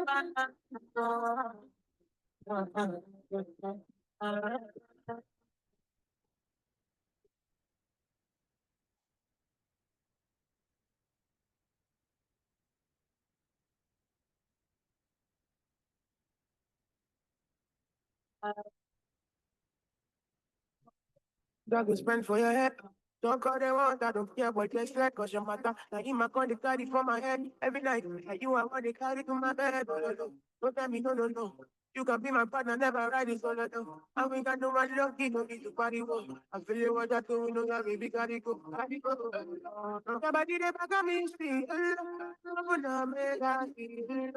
And you were cut my boy, see. DJ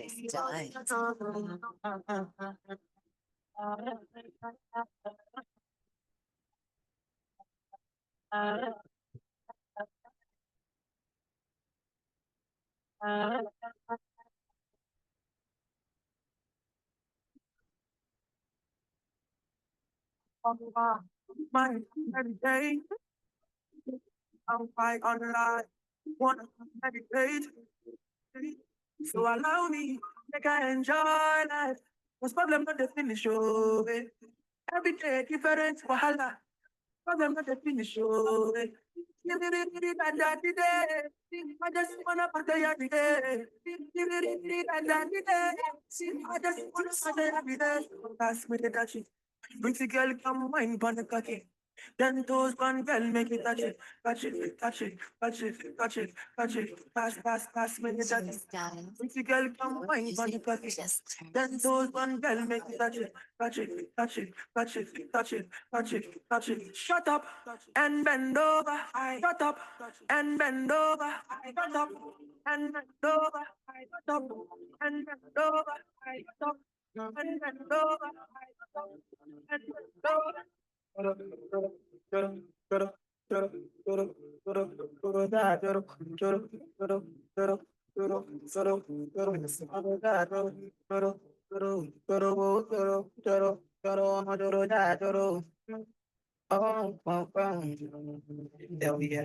don't want to lose you this time, I no time, I'm gonna winnie, wanna, your love, they do me one time. Oh my, I'm gonna do for me. Tell me how you feeling this night. I'm gonna say your love, say now winnie, wanna, your love, they do me this night. Yeah. I need your grace, never regret, my love no get shame, no matter the case, my music give me bass, my sweet bass, my love no get shame, you know how to do, every night, every day, we go need my baby to call on me. close to me. Yeah, yeah. Body man, when you pick up with the money, man, I did buy the side for me. Make it fall for me. Oh, yeah, yeah. Yoro, yoro, yoro, yoro, yoro, yoro, yoro, yoro, da, yoro, yoro, yoro, yoro, yoro, yoro, yoro, yoro, da, yoro, whoa, whoa. You won't keep it.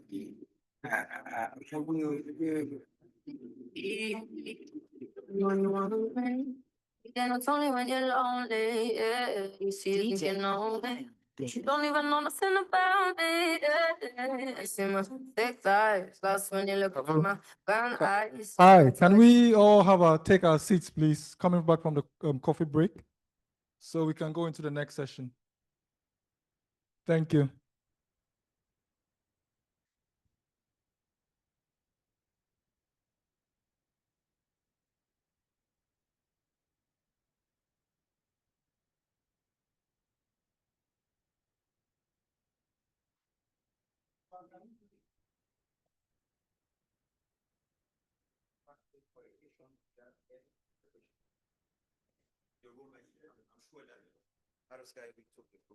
But just after this, I will give you the floor for your panel. But for your panel, I think it's better to have like chairs here. You think it would be better? Yeah. You are, how many people are on site? On site it's only 2. Oh, it's only 2. Yes. But you can sit here. Okay. And let the others to join online. Okay. Yes. Okay.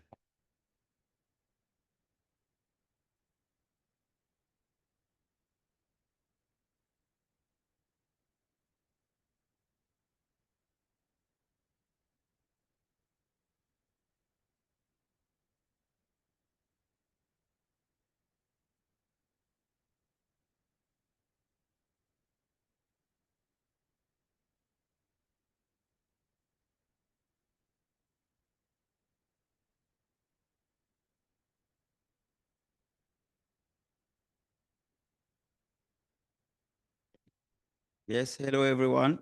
I think we will start in perhaps 5 minutes. Others are coming to join us. And as you know, we'll take the last question for the first part of the meeting. We got 1 or 2 questions online. We will take this quickly. And of course, if in the room we have like some last question or comment, we take it regarding the reform side.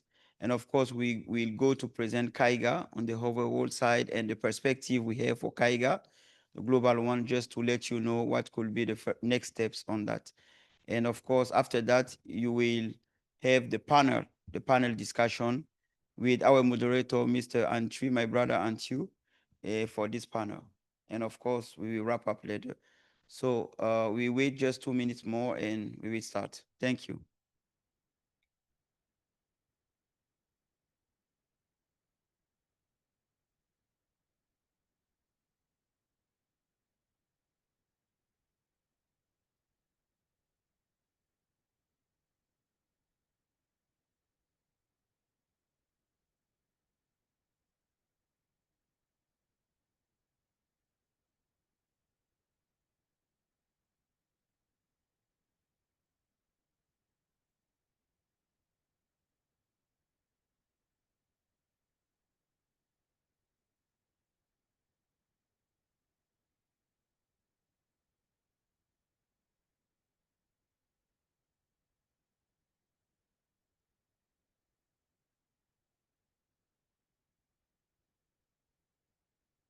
Maybe if you can share the screen, the presentation.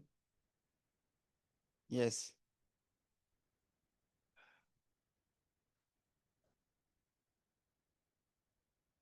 And don't forget the comment we got online. The thing I told you before we.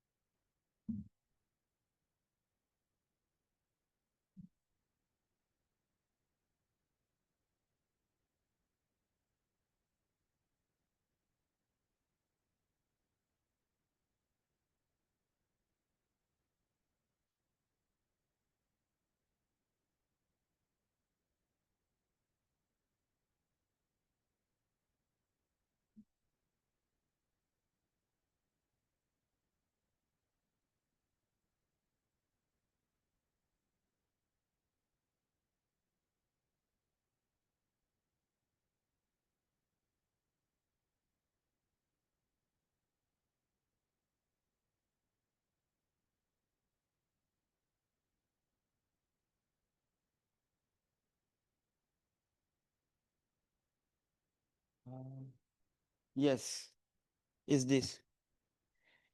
Allow me just to read the last comment we got online. It's from Ben Roberts. I saw this comment is very interesting regarding how we should. Okay, and Ben Roberts said, my takeaway is that AFRINIC should reinstate the community discuss list ASAP. The community discuss list. I thought this is not something currently available and maybe active. So he's proposing that this mailing list should be reinstated ASAP. This is something we can do, I think, with no legal barriers in this list. This is something we can do, I think, with no legal barrier to bring it back with improvements and a certain edit to the history of the mailing list transcript to remove defamatory statements that were made before the suspension. So I think this is a good proposition. We can consider that this could be one part of the takeaways we can take note. And of course, this is up to all the community. Of course, in AFRINIC side, maybe Smart Africa can support, but this is really up to the AFRINIC side and the other stakeholder in the community. So thank you very much, Robert. And we hope that we count on the new board as well to see how they can support this to make it ASAP. Thank you. So I think it's the last one. And allow me now to go through in the next slides for the CAIGA one. We will make it fast because we are already over the time, 1 hour past. So we try to make it fast. Can you just share the slides, please?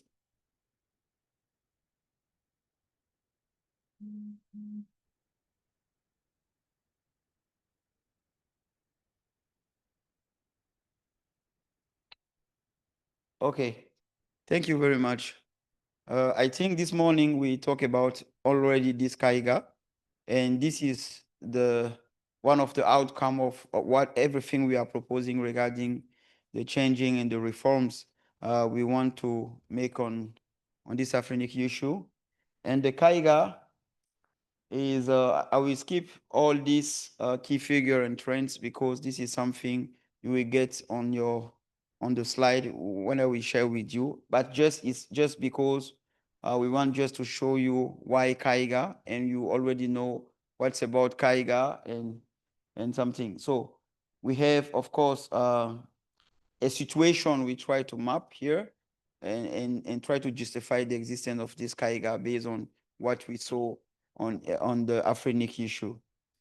Allow me just to go through, but I just want to go quickly on the challenge and the opportunities for CAIGA.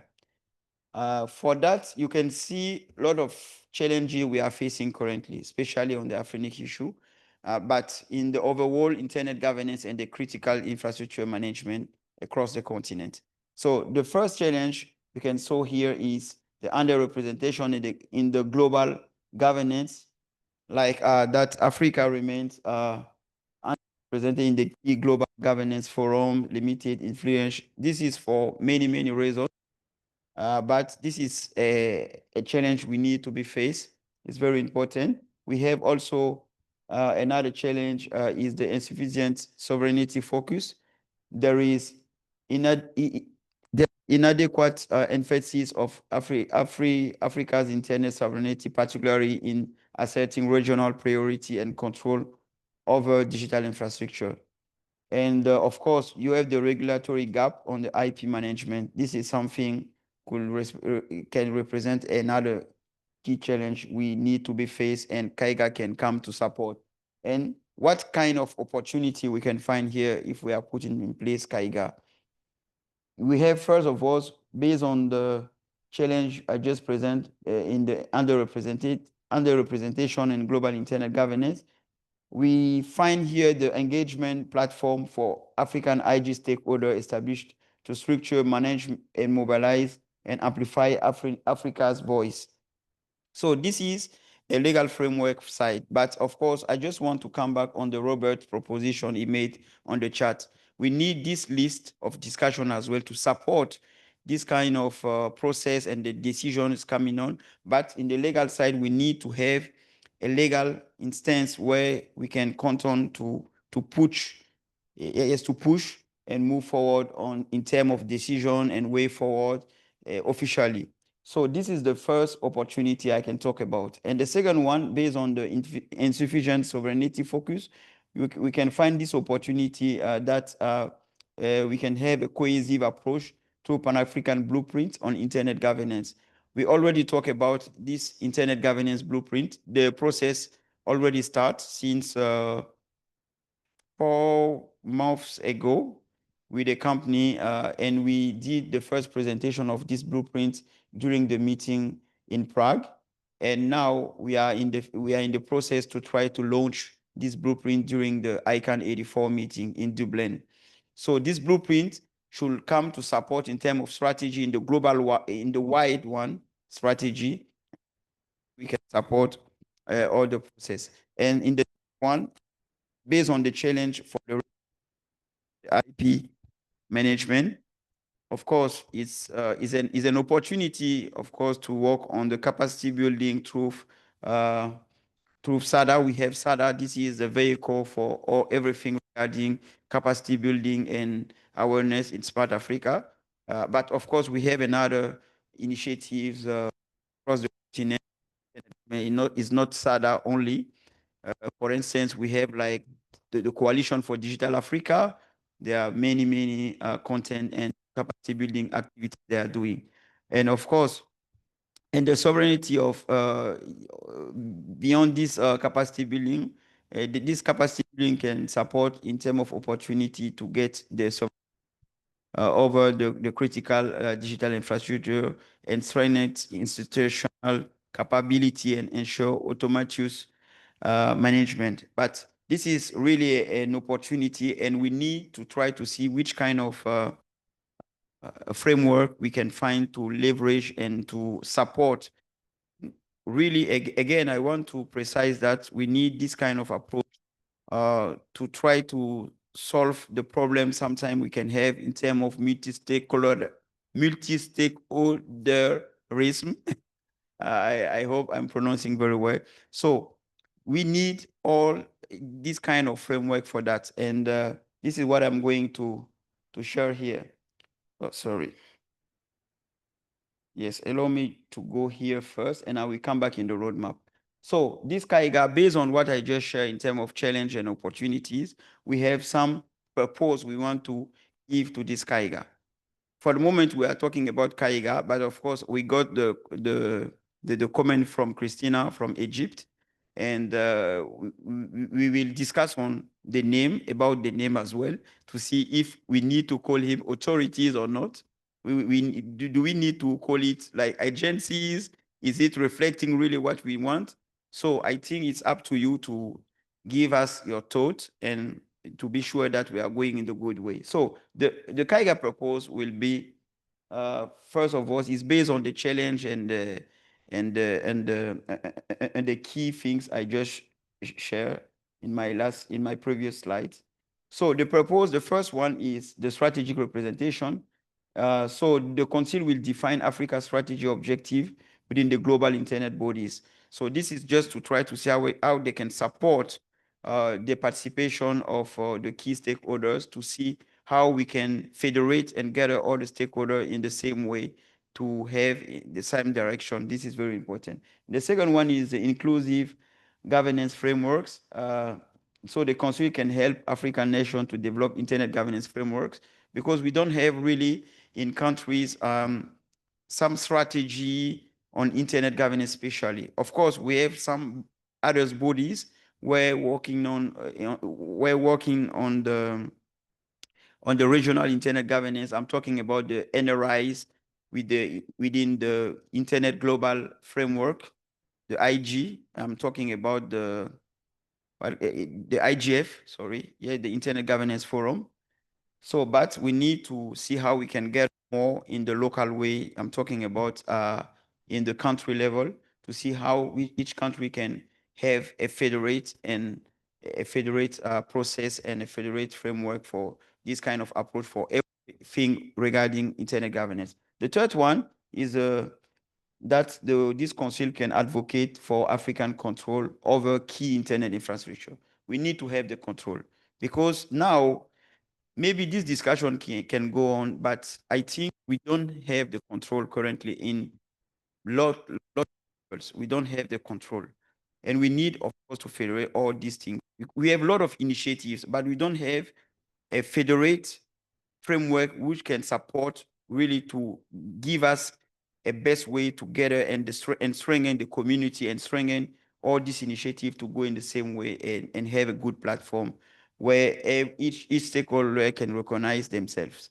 So the public-private collaboration, this is very important. I think one comment we got this morning is the involve more the private sector. I think this is something Smart Africa trust on it. And in our manifesto, I just tell this, Smart Africa want to put private sector first. This is something right clear on the manifesto of Smart Africa at the basic. So, and of course, the cyber diplomacy and the global influence, this is very important because Africa need to raise its voice to influence, of course, the decision is taking in the global internet governance framework around the world. So a little definition, a little summarizing of everything I just talked about regarding this council. The council will define Africa's strategy objective in global internet governance, support the creation of inclusive governance frameworks, advocate for African control over key infrastructure, foster stakeholder collaboration, and lead Africa's cyber diplomacy measured by increased representation, strategic initiatives, infrastructure project, and global influence. This is something really we need to work and have it and strengthen everything. So we have a timelines here. I just want to show with you. We already talked about this morning. Thelma talked about it in her speech, and of course during the presentation as well. So now I think we are where we are currently. We are here. Yes, for the AES. This is the final endorsement, but it's not the endorsement. It's of course just a consultation, just to get your feedback and to how we can intend to get some great comment coming from the stakeholder you have.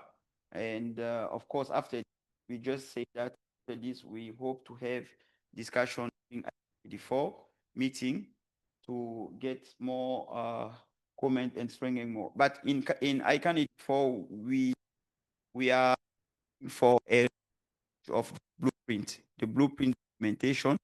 We have a working group is working, and they are working currently to strengthen and finalize this documentation. So that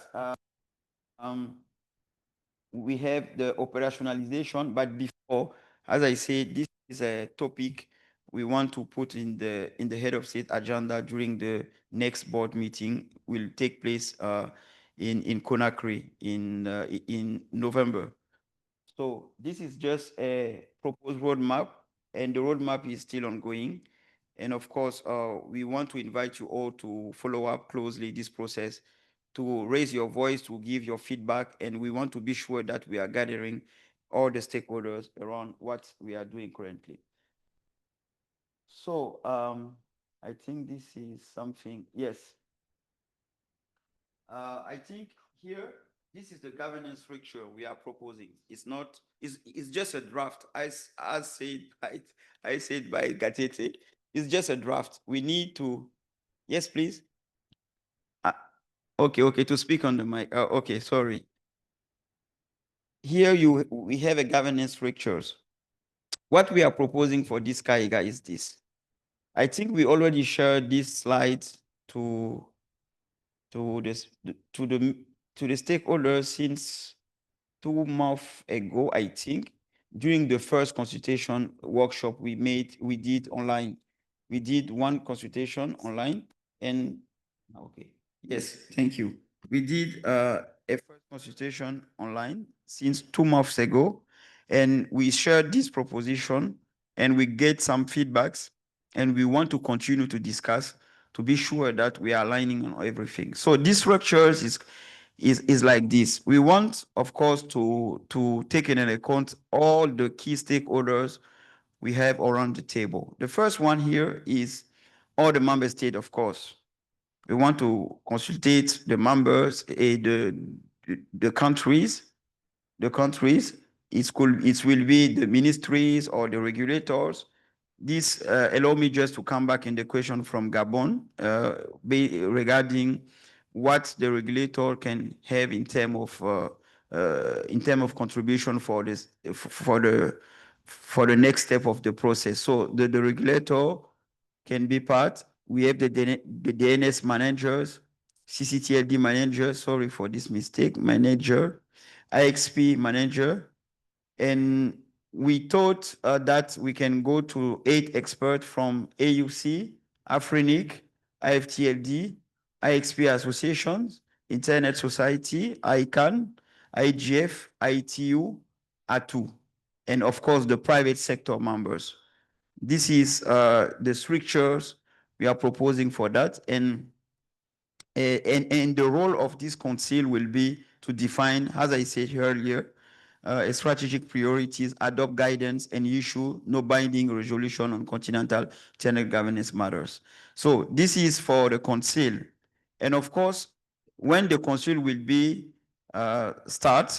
we will try to see how we can have a focused group on some thematics, and the thematics will be around, of course, capacity building, cybersecurity, or everything. This is not something clear on our head first, but this is something we need to think about after the council in place. Of course, we are proposing a secretariat led by us by SMARTAFRICA to the continue works and to support coordination, documentation, facilitation, etc. So this is really what we think will be a great structure for this CAIGA at this stage. Is a draft, and we need your feedback, your guidance to see if we are in the good way. This is very important for us to get your feedback on that. So I just talked about the thematic working groups, but this is something could come after the council on place, and we will see how we can make it. But we already have some proposal on that. And some principle of CAIGA, this principle regarding, of course, the continental alignment, legitimacy, truth, inclusive, balanced governance, efficiency, truth, allied and flexible structures, etc., etc. And the collaboration with the African Union, the regional economic communities, the regional global actors are very, very important. That's why I put this on red. It's very important to consider all these RECs, because they have a lot of initiatives going on their side as well. I know in the ECOWAS, maybe if we have some RECs on the room, maybe they can share their thoughts as well on what they are doing currently and how they think we can federate and gather more initiatives to be sure that we're in the same way. So I think I will go more fast, but I just want to share with you this one. And we want now to make a call of action. This is for us, of course, it's a call of action, and now we can discuss on it. Africa has endorsed CAIGA as a legitimate, urgent, and inclusive framework for internet governance. The first one, CAIGA is the cornerstone of Africa digital sovereignty. And we need your leadership because your leadership is essential to validate this CAIGA during the ICANN 84. This is just the first step of presentation, just to let you know and get your feedback. And during ICANN 84 in Dublin, we will share with you as well others documentation and, of course, to see how we can launch it. And we need, through your leadership, to drive its implementation starting in 2026. Across all the member states.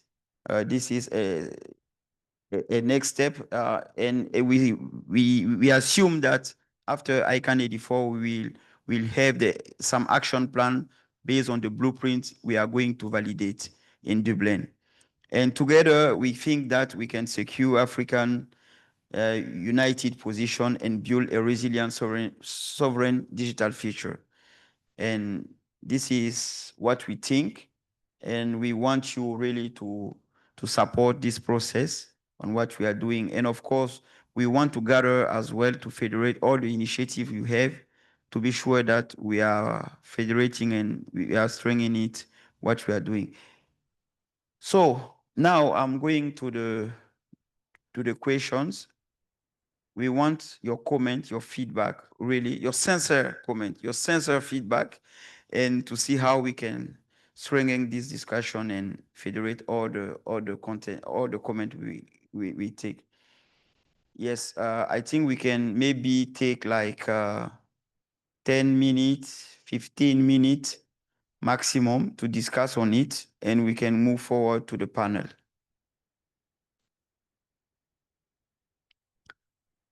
If you have maybe some question online, please let me know.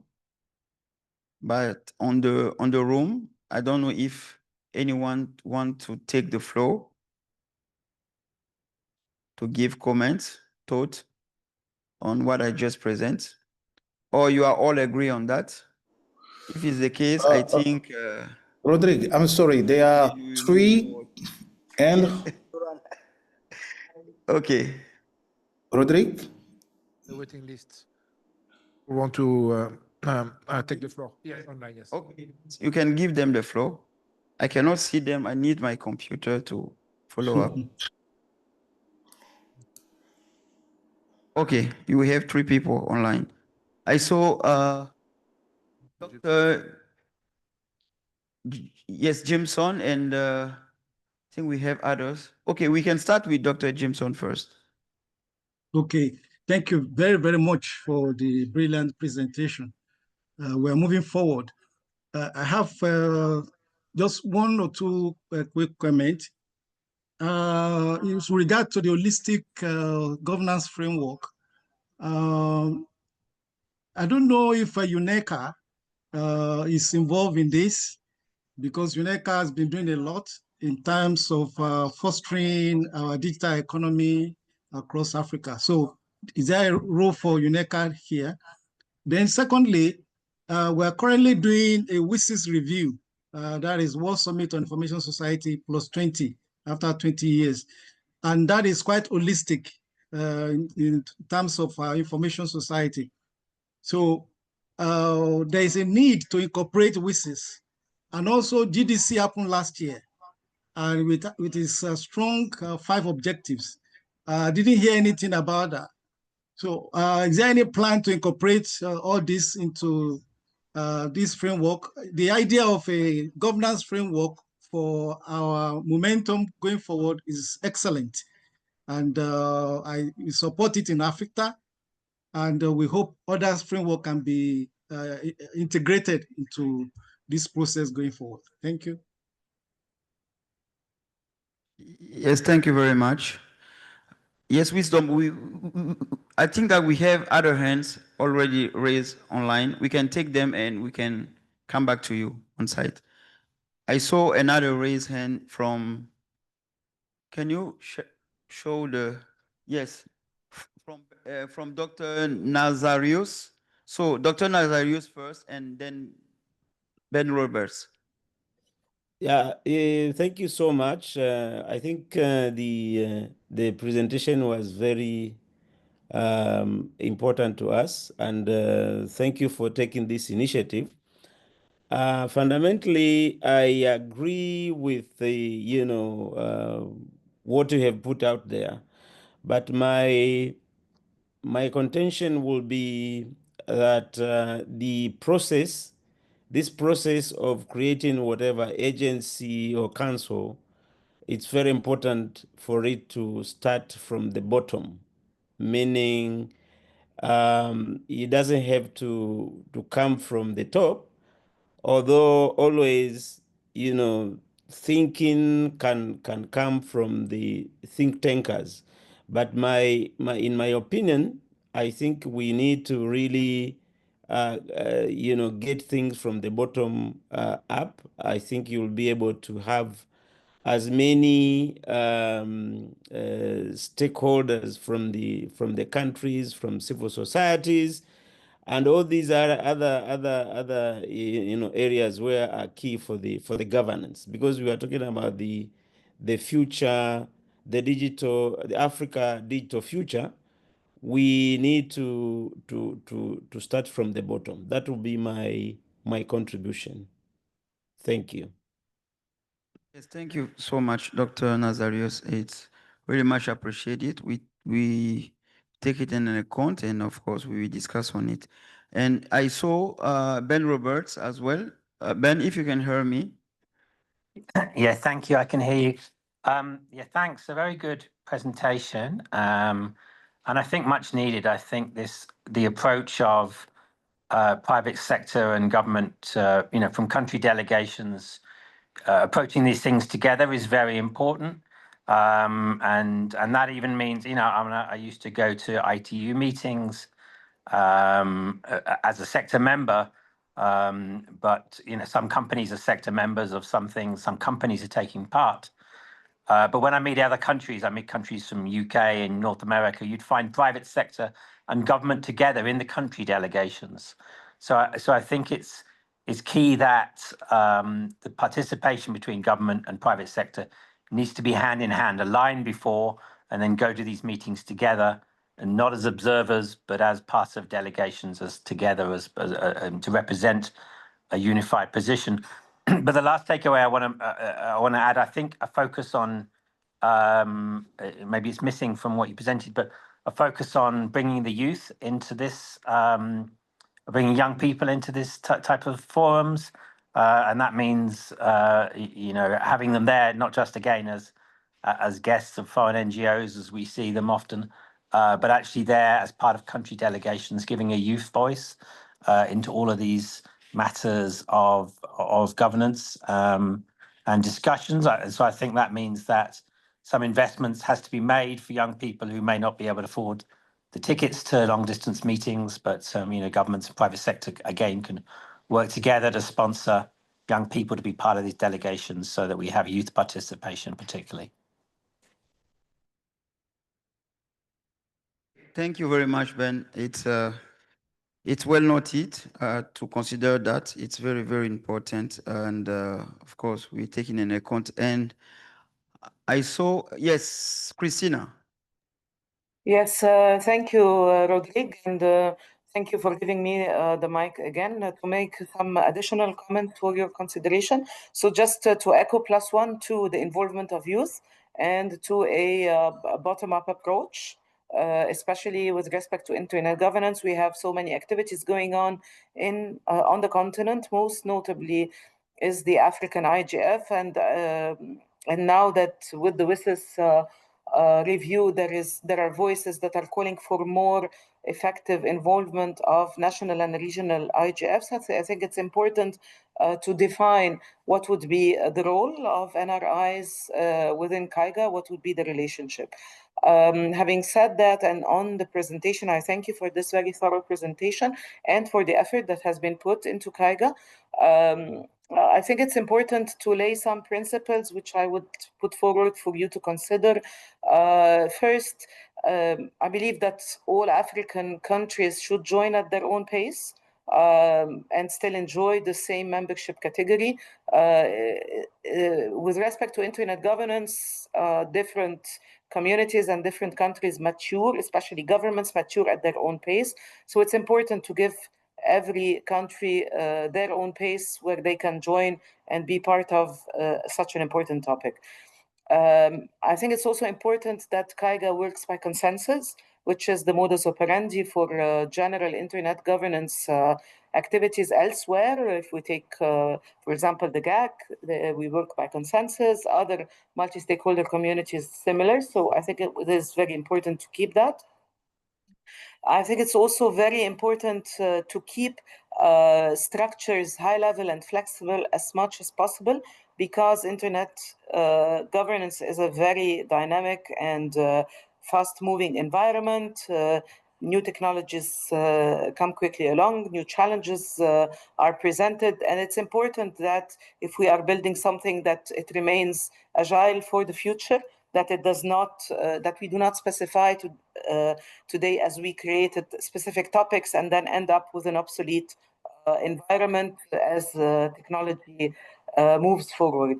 And one last thing, I think it's important that that this vehicle focuses on awareness, on facilitation, on coordination, on promotion. I think those are very important activities that are much needed on a continental level.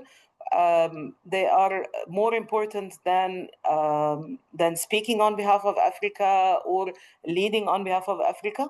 I think if we move into empowering African internet stakeholders, we will have better results. Thank you very much. Thank you, Christian. I think it's very much clear. We took note on that. So allow me now to give the floor to Wisdom. But before, I just want to know where the list of presence is somewhere in the room. I just want to localize it and be sure that every list of presence, nobody have it. Ah, it's there. Okay. Can just, thank you. So you can give to this section. Okay, thank you very much. So Wisdom, you have the floor. Thank you very much, Roderick. I think we've discussed this framework a number of times at different forums. And then I think we did raise a number of concerns from the community point of view. I think I agree with my colleagues who just spoke. And my view is that I don't know when this particular framework will be adopted. Do you have any date that this framework will be adopted? ICANN 84. I think that will still be too early because the WHOIS process is still in process. So if possible, let's wait for the WHOIS process to be exhausted.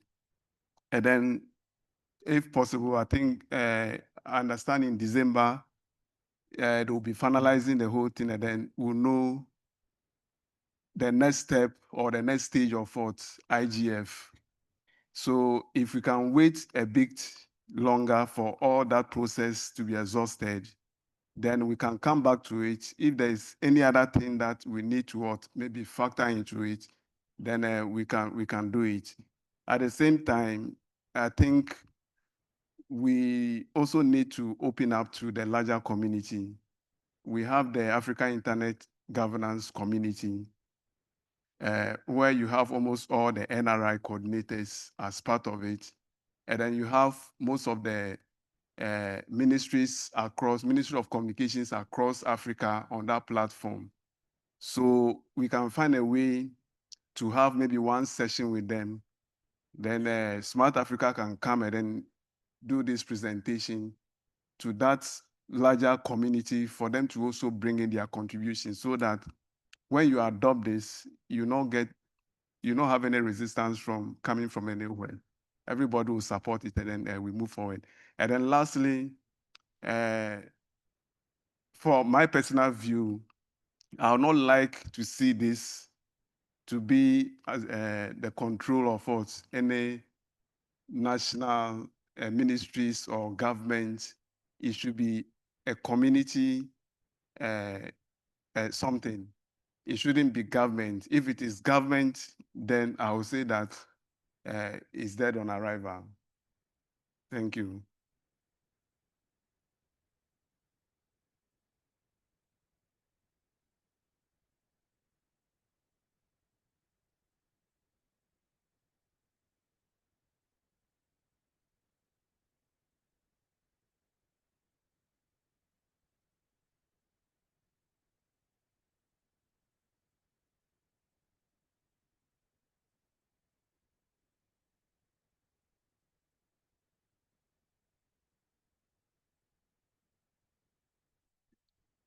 Like this is better. Okay, wonderful. Okay, so Wisdom, I'm just saying that I totally understand your concern. And of course, regarding the timelines, of course, we need to gather more actors on the ecosystem and to consider the NRIs. I think you talk about this in Prague, during the meeting in Prague. Of course, we try for the blueprint process to check the availability. I think that you will get some discussion with the company, with the firm, Sense Strategy, I think.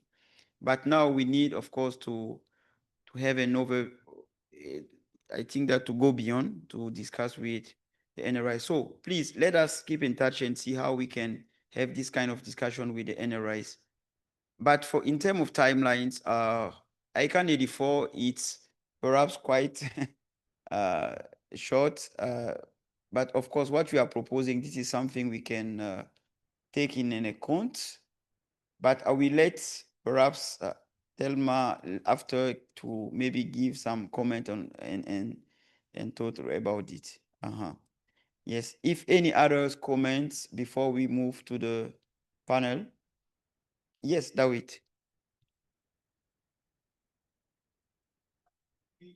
Yes, please. It's okay. Yes. Okay. Thank you. First of all, thank you for coming with this important plan. I think the AFRINIC challenges taught us that we have to work together because we have many other challenges that at the continent, and I think it's important that we have some way of working together. However, I think we have to reflect a bit. We have other forums like the Africa IGF. Why do we need a new one? I think, I'm sorry, I come late into the discussion because I haven't been involved in the previous discussions. So I'm sure you have had this, but I think I have to say it. Would it be possible to strengthen those existing fora? Because in Africa, we have the tendency on when something doesn't work well, we move on to building another one that might work better for some time, and then it will go down as well. And we'll have many,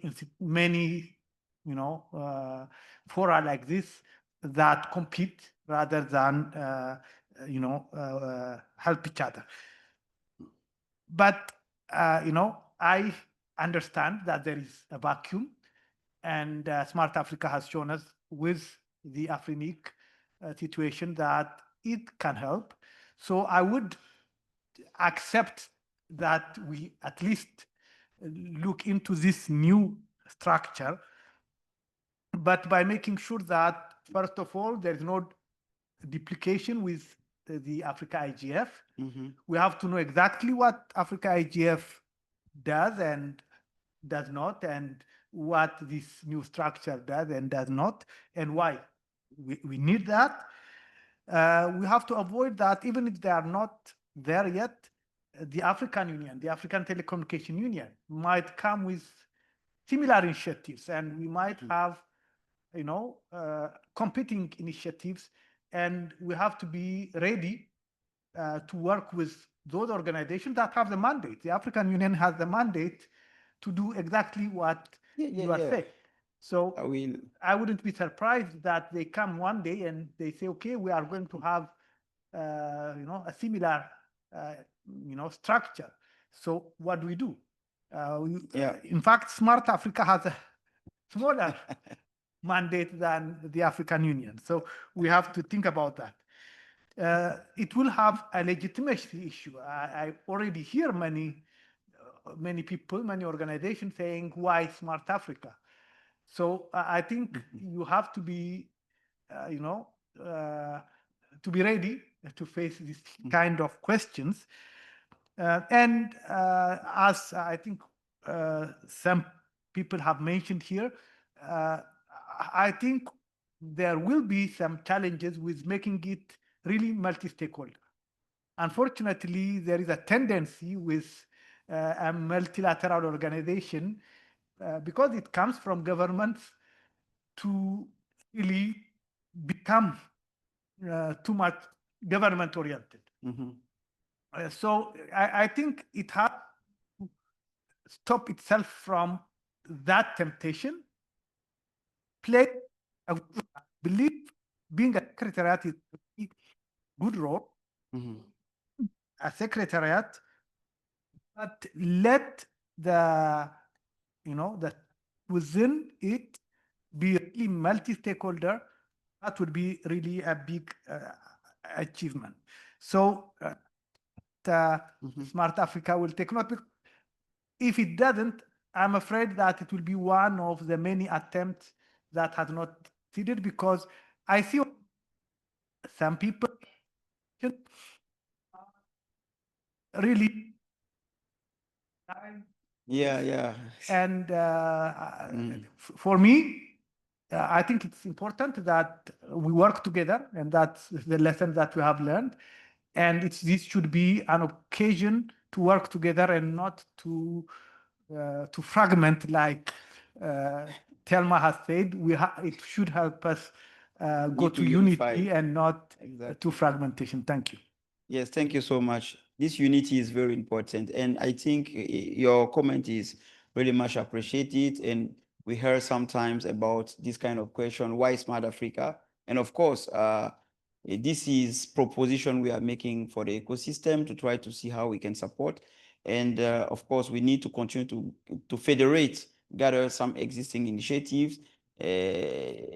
For instance, for African IGF, this is very important, and to have an approach with African Union Commission, but some kind of discussion is doing perhaps in another level. I cannot comment a lot on that, but of course, what you need to know is that we are in the approach to federate, to federate all the initiative to support in the same way and be sure that we have this unity.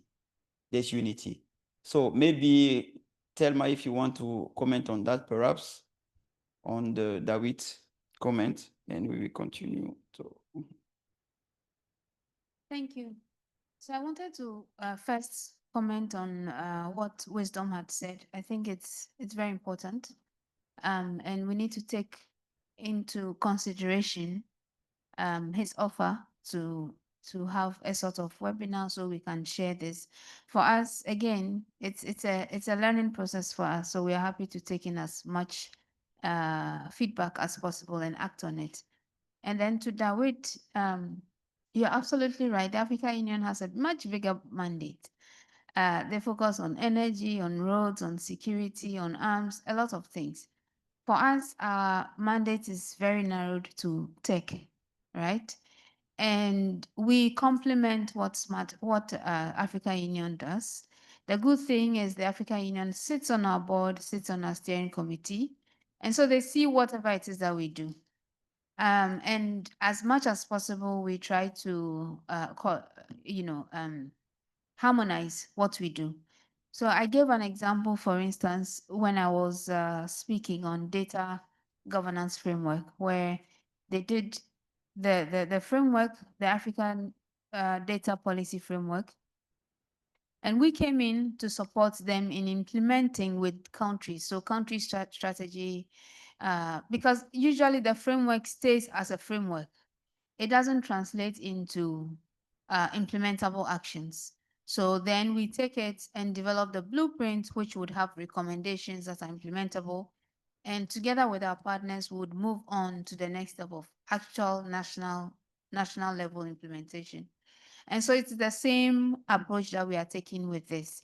I think there's also an answer from Wisdom based on what David had said in terms of having more grassroots feedback, incorporating it, and considering the option of the launch at a later ICANN meeting or even IGF, so that we are sure that we've taken everybody. Of course, it won't be 100%, but if we achieve a 90%,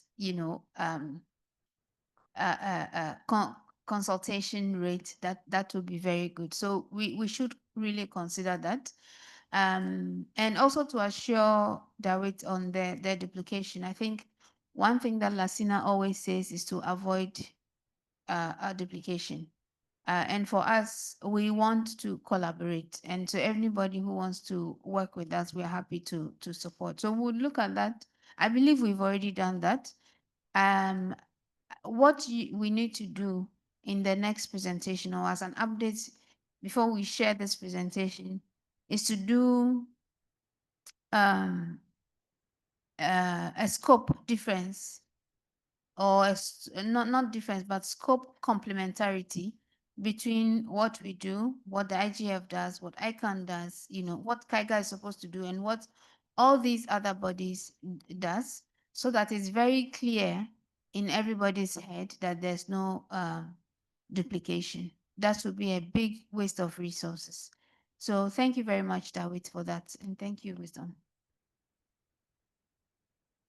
Thank you very much. Just few comments on the others question and comment we got online. Before, I will invite maybe the moderator to be ready for the panel. But before, I just want to touch here the WSIS process we talk about. It's very important, of course, to consider this process and to include this in what we are doing currently. And comment on the process way to make it like a button up, not in top down process. Of course, I saw Christina comes back on this comment as well, and really much appreciate it. And thank you to Ben Roberts for the comment as well we received, and from the Dr. Nazarius. Yes, thank you very much for that and for others. I don't know if we have some others comment on the chat online. Maybe if yes, we can read it just to be sure we didn't miss anything. And now we will move forward for the panel.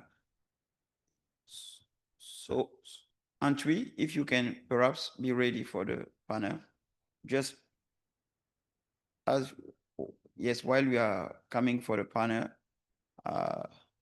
I saw Amin, you raise your hand. Okay. Just a quick Okay, one. Antwi, you can take a place. Yes. Just a quick one. You mentioned that this has been circulated some 2 months ago, right? Sorry?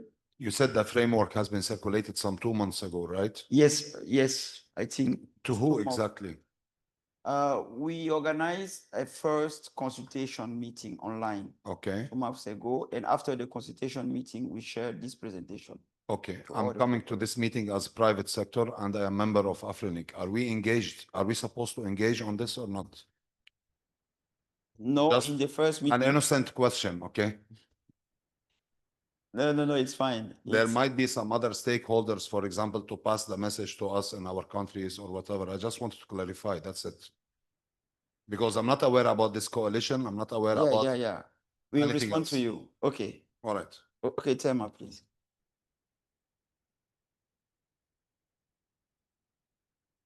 Okay. So we'll share with you. Obviously, from Amin's comment, he has not received it. So we're going to share it again. So Amin, what we have been doing, because this is new, we are building our database. So as much as we have, once we attend, in the last ICANN 83? 83, yes. The next one is 84, so 83? 83.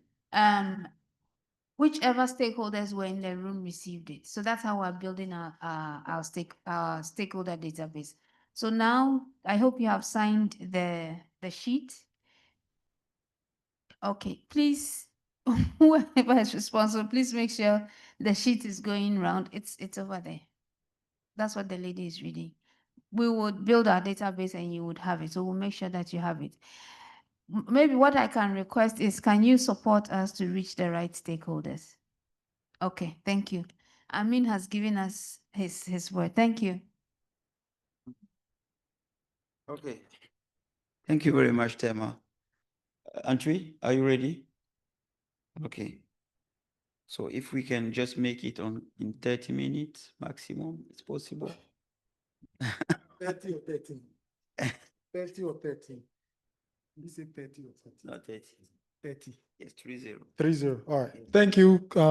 Good afternoon to everybody, and apologies for my panel members online. We're having very fruitful discussions here, and I think it's been so rich. My name is Kwekwenchi. I work for the Ghana Domain Name Registry, and I'll be moderating this session. So the quality, the beauty of what we're going to engage in so far is that most of the people who are online, and a few panel members who were on site have to go back online. So basically, I think what we'll also be doing is engaging in the room, because we've begun some of the discussions already, and this will help us to be able to enrich what has been done. So we'll probably skip, because I believe our resource persons have presented the background, the number of issues, legalities, accountabilities, and governance in terms of the AFRINIC. So we are in the session, which is a high panel under the theme Safeguarding AFRINIC's Sustainability. That's the governance, legal, and technical perspective. And in this panel session, because one panel member has informed me that they have to leave quickly, I'll let them speak. That will be, so my panel members are Dr. Jameson Olufuye from Contemporary Consulting. Then we have Ms. Toko Mia from Girl Hype Coders. We have also Professor Amos Kaboba from the University of Energy and Allied Natural Resources. And we have Mr. Emmanuel Gadesu from ISOC Ghana chapter. And then we have Dr. Nazarios Kirima from the ISOC Tanzania chapter. So I think we've discussed a number of things so far in terms of AFRINIC. And so we'll be concentrating on the sustainability. And I think without much ado, Jameson, are you there? Can you give us a few words before you step off? Okay, great. Thank you very much, Wako, and greetings everyone again. My name is Jameson Olufuye, Principal Consultant at Contemporary Consulting Limited, an IT firm based in Abuja, Nigeria. Actually wear many hats. Just some of them include as chair of the Advisory Council of Africa ICT Alliance, which is a private sector-led organization for Africa. Members of also the United Nations Secretary General's IGF MAC, and also a board member of the new UNGA WISIS +20 informal multi-stakeholder standing board. From these positions, and as we review the WISIS on the occasion of the 20th anniversary, I can tell us that the world has so much confidence in the technical community, such that we cannot afford for AFRINIC to fail. Its failure will widen the digital divides, which the review is addressing seriously, and was the prime objective of the Global Digital Compact signed at the UNGA last year by world leaders in New York. As such, we need to pay serious attention to AFRINIC's strategic governance and risk management framework. And I'm happy to note all the presentation today in the positive and the right direction. So the challenges at AFRINIC really not mere internal disputes. They represent a fundamental systemic risk to the African digital economy. The exacerbation of the digital divide between Africa and the rest of the world, and the erosion of our digital sovereignty. So my perspective is that of strategic risk management, such that without stable governance, technical and legal solutions are mere temporary fixes. So let's look at this briefly. The governance risks next us. The protracted governance crisis have directly led to operational instability, financial strain, and legal jeopardy. I will reference the AFRINIC 2021-2022 governance review in this regard, which was initiated to respond to community outcry over board dysfunction and transparency issues.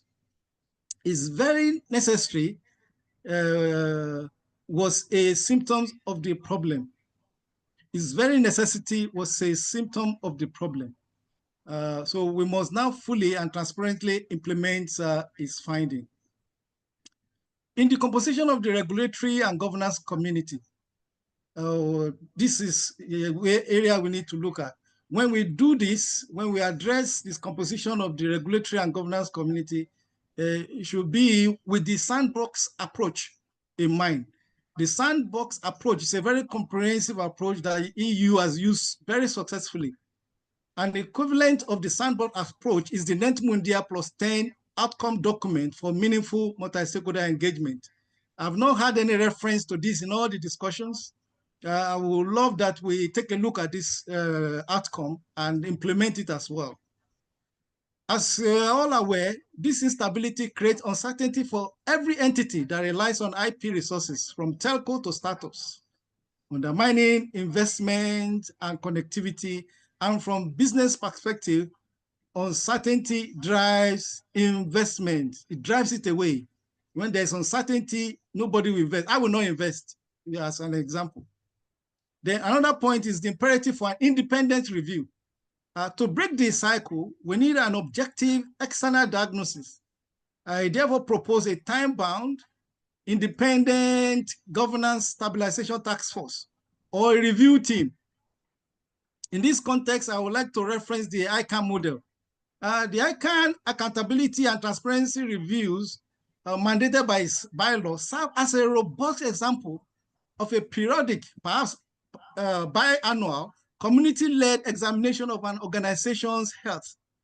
So this task force or review team should be empowered to review, number one, the board composition and skills. Number two, the CEO board dynamics. Are they working together smoothly? Three, the policy development process integrity.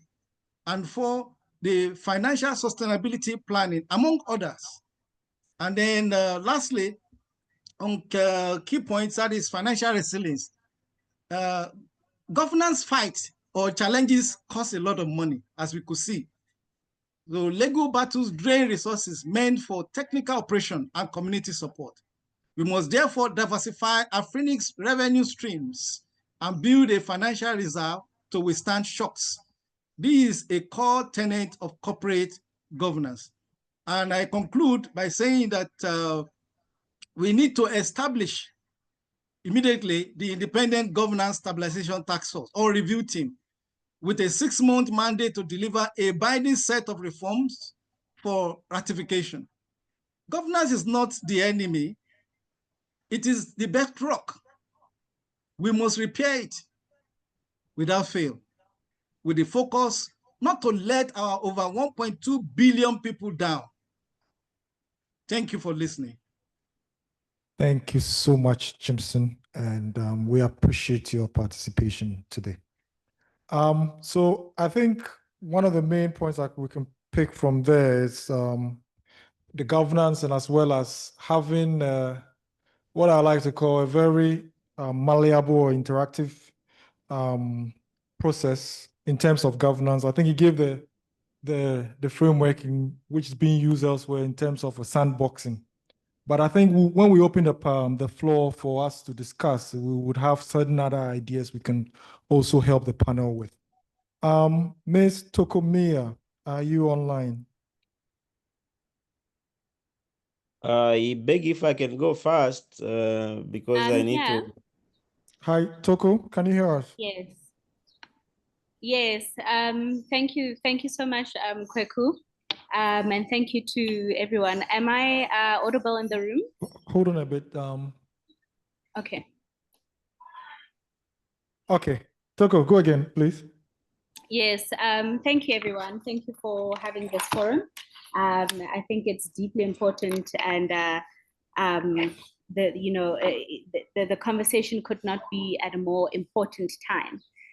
So, Your Excellencies, distinguished guests, thank you. For myself, for the young women we train at Girl Hype, for all the women and young men across the continent, for the broader community that ISOC represents, I think it's very, very important that we're having this conversation around the current and ongoing, yet although mitigated crisis that's been going on at AFRINIC. You know, at the moment, we have built and need to break down what it is that has become a disputed legacy of legitimacy. We've weakened the trust structures for the AFRINIC organization, and it's extremely important that wherever we move towards now, that the governance structure never falters again. To the new board, congratulations, and we are immensely honored. We're looking forward to leveraging on the names and the high expertise of these board members and all the people that played for it. But you know, there are ongoing disputes, that have been mentioned, that continue to erode confidence. And I don't think that it's ever a time for us to sit back and say, we are now good, you know, because of the fact that there will continue to be insurgents. And it's really important that we both mitigate those risks whilst understanding our own compliance structures and building an organization that is going to be going forth into connecting through a stabilized governance structure.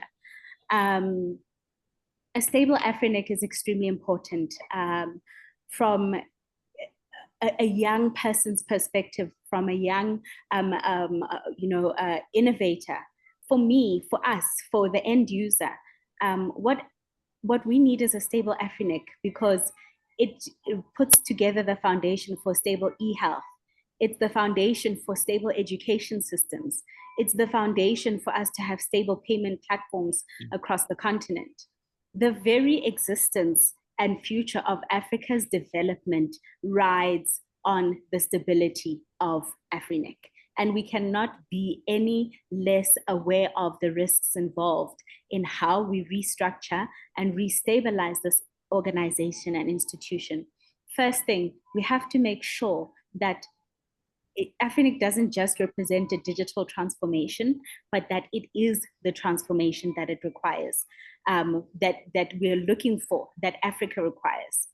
And so what does this mean? It means that we need to rebuild the public reputation of this organization, as well as the internal reputation within the members that are taking part, whether it's private sector, ISPs, telecoms, operators, SMEs, ensuring that they are comfortable and confident in the membership agreements and platforms that they subscribe to, that there are independent audits that are made public, that are reviewed, and that there are clear accountability structures that are impartial and not run by anyone. Our technical community wants to know that there is not going to ever be again a mistrust of this level on the resource allocation. IPv6, IPv4, or any of that, that there's going to be consistency from a government point of view. AFRINIC should be a neutral steward. It needs transparent governance. It needs transparent dispute regulation mechanisms and demonstrated commitment to the AU Digital Transformation Strategy 2030. So for it's very important. Again, we need AFRINIC to be in touch with the IATF, to be in touch with ISOC, to be in touch with the NRO partners and regulators in the countries. But we also need AFRINIC to be in touch with our civil society. We need AFRINIC to be in touch with our civil society, with our academia, with our youth. Again, transforming the reputational relationship of AFRINIC and the Africans to which it serves is very, very important. It's important that we have a voice as Africans in AFRINIC's governance policy and its policy-making processes. We cannot put ourselves into a position again where I think one of the speakers earlier mentioned initiatives are brought to us as a community and brought to the table. There needs to be consultative process. One of the colleagues mentioned that the members are still not active, and that's because we've got this trust vacuum. We've got this trust deficit. But also most importantly, because AFRINIC needs to break away from the idea of being this closed shop that only belongs to the technical community, that only belongs to private sector technical community, because that's the reputational risk that continues to be. And that is an operational risk that's going to really break down what we want to build, what should have been getting built these past few years at AFRINIC. And so for that, I definitely propose, number one, that AFRINIC needs to have inclusive forums. It needs to have an open, transparent, consultative stakeholder process that is a bottom-up approach, that has a community-centered building approach. It shouldn't be that when documents are brought to these forums, it's a case of we will share and we will talk and we will bring the relevant people to the room, but we never actually hear where the relevant people in the room are. It cannot stay within the vacuum or the confines of closed doors forever, because that's exactly the type of institution that allows for there to be penetration, that allows for there to be miseducation, misinformation about it and relating to its policies and procedures. We need to have community building forums that are open, that are transformative, that are practical for Africans to understand. There is no reason why the end user, any African on this continent, should be able to define who and what AFRINIC is and what it does. And if we can't do that, we're not protecting those citizens' integrity, and we're not protecting their digital transformation either. So we need to bring a restorative dialogue approach that actually heals divides and brings Africans closer, to break away from trust and to move closer towards a faith-based approach, one that we can, between membership, leadership, resources, and the community, be proud of. Secondly, and this is perhaps the most important element, AFRINIC needs to launch a next generation AFRINIC mentorship program. This is beyond capacity building. First and foremost, let us never look away from capacity building, because it's the foundation to which we're going to be able to build and encourage the development of this organization.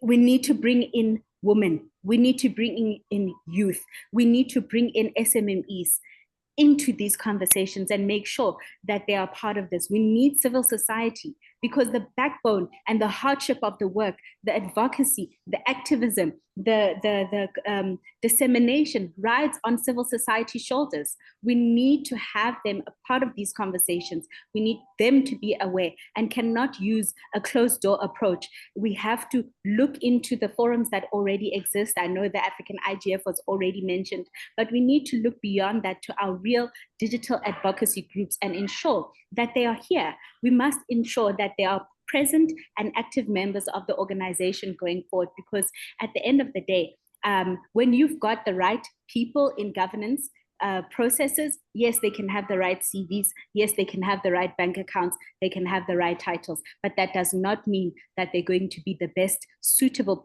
people for the jobs. So we have to ensure that there are these channels, that there is communication, and that absolutely a next-gen AFRINIC program, a next-gen AFRINIC mentorship. We need the youth of this continent, which is 65% of this continent, to be excited about the organization, to know what it is. Just 1 minute more to wrap up. Tuko. Let me wrap up. I think, in conclusion, if we're going to talk about an AFRINIC that is a legitimate AFRINIC that survives, that represents this continent, we need to have an AFRINIC that, number one, the people of this continent know about. Number two, that represents the people of this continent, and that that is able to move towards a faith-based institutional governance, risk, and compliance approach that actually includes all members, that doesn't have conversations behind closed doors, that has open, transparent, and inclusive consultative processes, always. All right. Yeah, thank you. Thank you so much, Toko. Dr. Nazaris, I know you want to come in, but I have a request from Professor Kaboba to make his intervention. So if you just hold on a bit for me so that Professor Kaboba can make his intervention. He has another class session. So Professor Kaboba, can you hear us?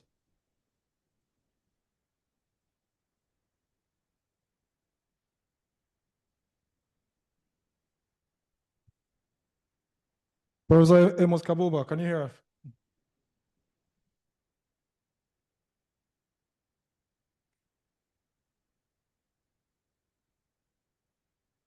Okay. I don't. Do you see him online? He's not online?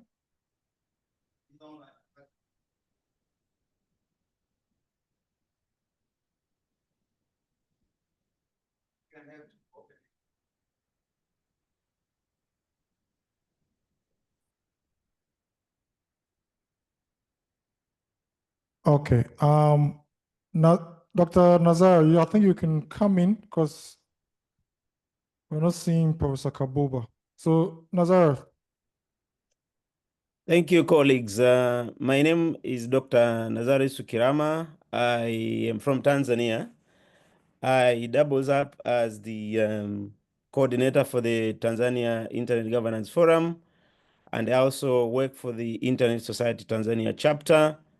And also I am the Africa IGF Multi-Stakeholder Advisory Group member.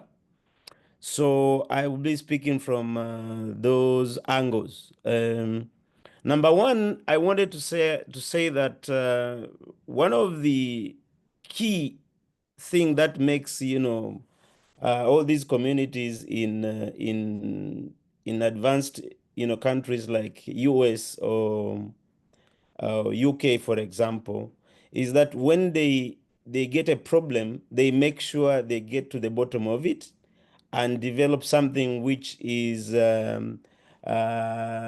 actually sustainable for the future, that will make that thing not to happen again. We are here because of the of what has actually happened to the AFRINIC. And one of the key issues that we need to make sure is that we need to get away from the knee-jerk reaction and gut reaction on solving this problem, making sure that the whatever we develop, whatever we do from here, actually make this not to happen again to AFRINIC. If we are actually saying we have to align to AFRINIC to things like the Continental Africa Union Digital Transformation, for example, how can we claim that if the very resources that are important for the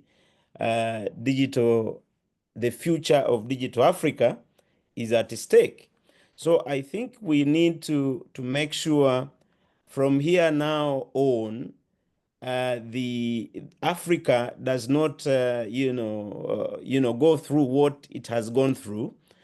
And point number two is that we need to make sure we mobilize the Africa Internet Governance Forum and all these other initiatives to ensure that they come into what Smart Africa is thinking about. Number three, we need to make sure that every ISOC chapter, every ISOC chapter in the continent is involved, the telecom regulators, the government, and all these are technical initiatives that are on the ground, they are actually involved in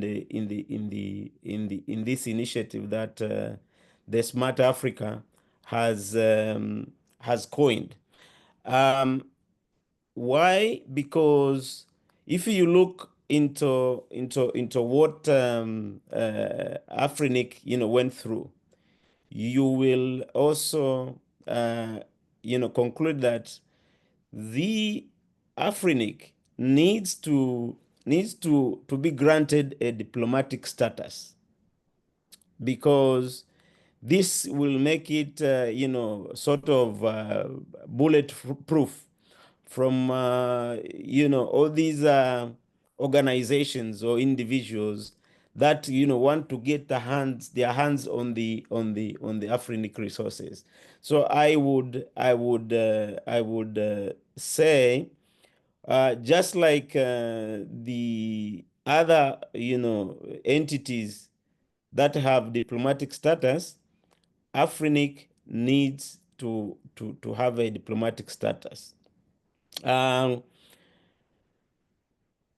Lastly, I wanted to make a few recommendations. Number one, Dr. Nazar, can you hold on a bit so that we bring in Professor Kaboba so that your recommendations comes at the end of the panel? Because Professor Kaboba needs to make an intervention before he leaves. Is that okay with you? It's okay. Okay, thank you so much. Professor Kaboba, I see you online now, so you can make your intervention.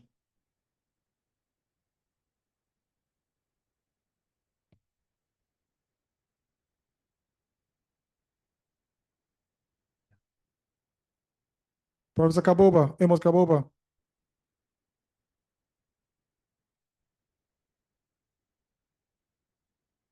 He's there. He cannot speak. Okay. Then Nazareth, you can just finish your, sorry about that. You can finish your recommendations in maybe 2 minutes. Yes. Number one is that the responsibility of the AFRINIC's recovery and sustainability lies on African internet community. And, we need to get it right this time around, because if we don't, the chances are that in the future we are going to run into the same kind of problem. And AFRINIC needs to get out of its own shell and make sure it becomes not a regular organization. It has got to be a trust where it is concretely multi-stakeholder driven. My proposal is that we need to have a draft charter for the AFRINIC, and actually we can, as community, we can participate in it and make it the best charter for the AFRINIC and how it can continue to maintain the African resources. It has to have the good governance, legal, operational, and the autonomy with the technical integrity. The charter will demonstrate, collective ownership of the problem. As I have said, AFRINIC is a trust, and it should continue protecting and securing the Africa digital future in terms of the resources that they are entrusted with. So I think I will end my presentation there. But the important thing is that we need to get away from the knee-jerk reaction. We need to get away from the gut reaction. We need to consult the communities. We need to consult the bodies that are out there. We don't need to rush. I think one of the presenters was talking about, their Dublin meeting. Let us talk about, the South African meeting instead. We need to consult and take this, from the ground, right? We need to have the plans for, short-term, mid, and long-term.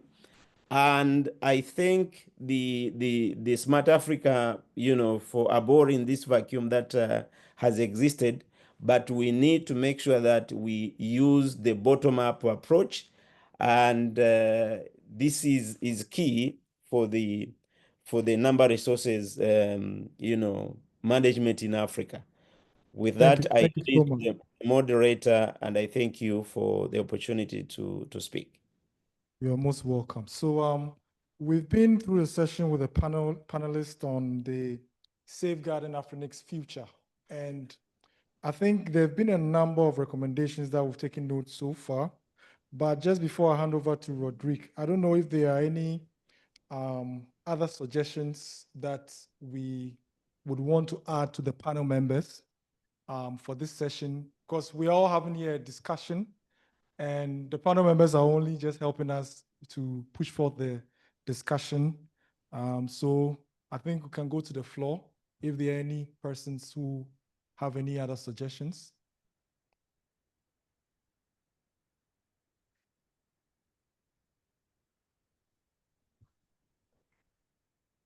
This is silence means consent. Are we supposed to be concerned or consented? But are there any other feedback from online? Are there any persons online who would want to make any remarks?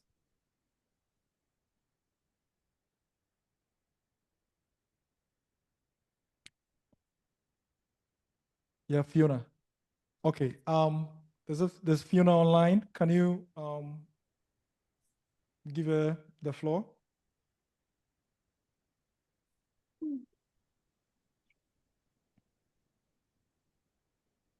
Thank you. My name is Dr. Fiona Songa, CEO of the Technology Service Providers Association of Kenya. I've listened through the different sessions and the suggestions that are coming through. And I want us to be honest and cognizant of one thing that we need to deal with. Where we are at is a result of actions of the community. We need to individually, in our different representation, look back and see what our role has been. The reason I say this is because for a long time, the resource holders never participated or said much at AFRINIC. Yet we had a community present, and the community was the one developing the policies, approving the bylaws, and taking everything through. So as we start off to rebuild, I think we need to be fair enough to allow those who have invested, the private sector, as was earlier mentioned, who have invested into building the digital infrastructure of this continent and by getting the resources from AFRINIC, who have something to lose by not getting from the investment a chance to become active and involved in the conversation. Until we recognize the resource holder and help the resource holder understand their responsibility and what their role is, we are going to end up again in a situation where the community will come in because they are very active, civil society is very active, academia is very active, everyone, governments, everybody really wants this to move, and you push and the resource holders are left behind again. And we end up again in a situation where one resource holder wants to run with the day. And yet they are all equal and they all have equal rights according to how the system has been set up.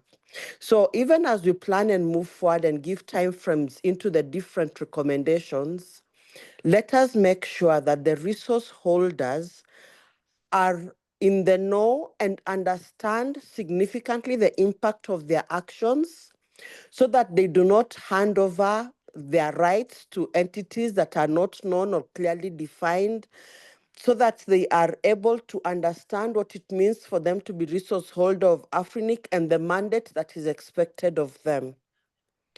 Until we get that right, we are going to repeat the cycle and keep wondering where we went wrong. So we do appreciate the roles of all the different stakeholders who are coming in to support.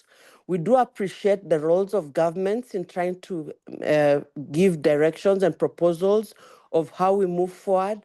But I think with where we are at now, for us to be able to unlock where we are at, we need the resource holders to take responsibility of their role as resource holders of AFRINIC, and the pressure should be from the different regulators to their licensees who are resource holders, the MNOs, the ISPs, and not just at the technical level, but at the business level, because that is where the rubber hits the road.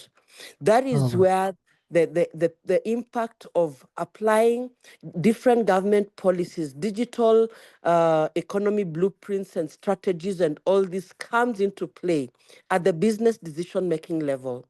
So we need to get the business level of the different resource holders onto the discussion table to own their mandate and their responsibility within AFRINIC for us to be able to chart the way forward effectively. And that's all I have to add in view of all the many recommendations. Beautiful, but it's going to be hard to move if we leave the resource holder behind. Thank you so much. Thank you so much, Dr. Fiona Songa, and we are so grateful for all the other panel members' contributions. And just before we just wrap up, I think there have been a lot of suggestions that we had, but I think the bottom line is that we need to let our community to be active, as well as be also supportive, because as much as we are making suggestions for AFRINIC to move forward, or we know we are going to move forward, we also need to support them in the activities and participate actively in the activities. So thank you so much for this panel. And I want to tell my panel members, Dr. Jimson, Toko, we have Nazarios, as well as the rest, Dr. Fiona Songa, who made interventions. And thank you for your time so much. Over to you, Rodrigue.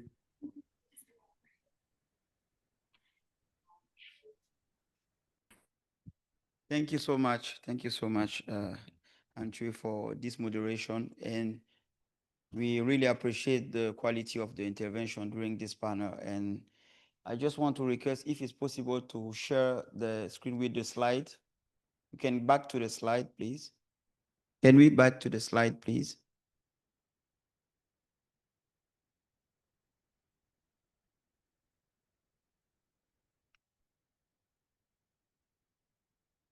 Yes. Again.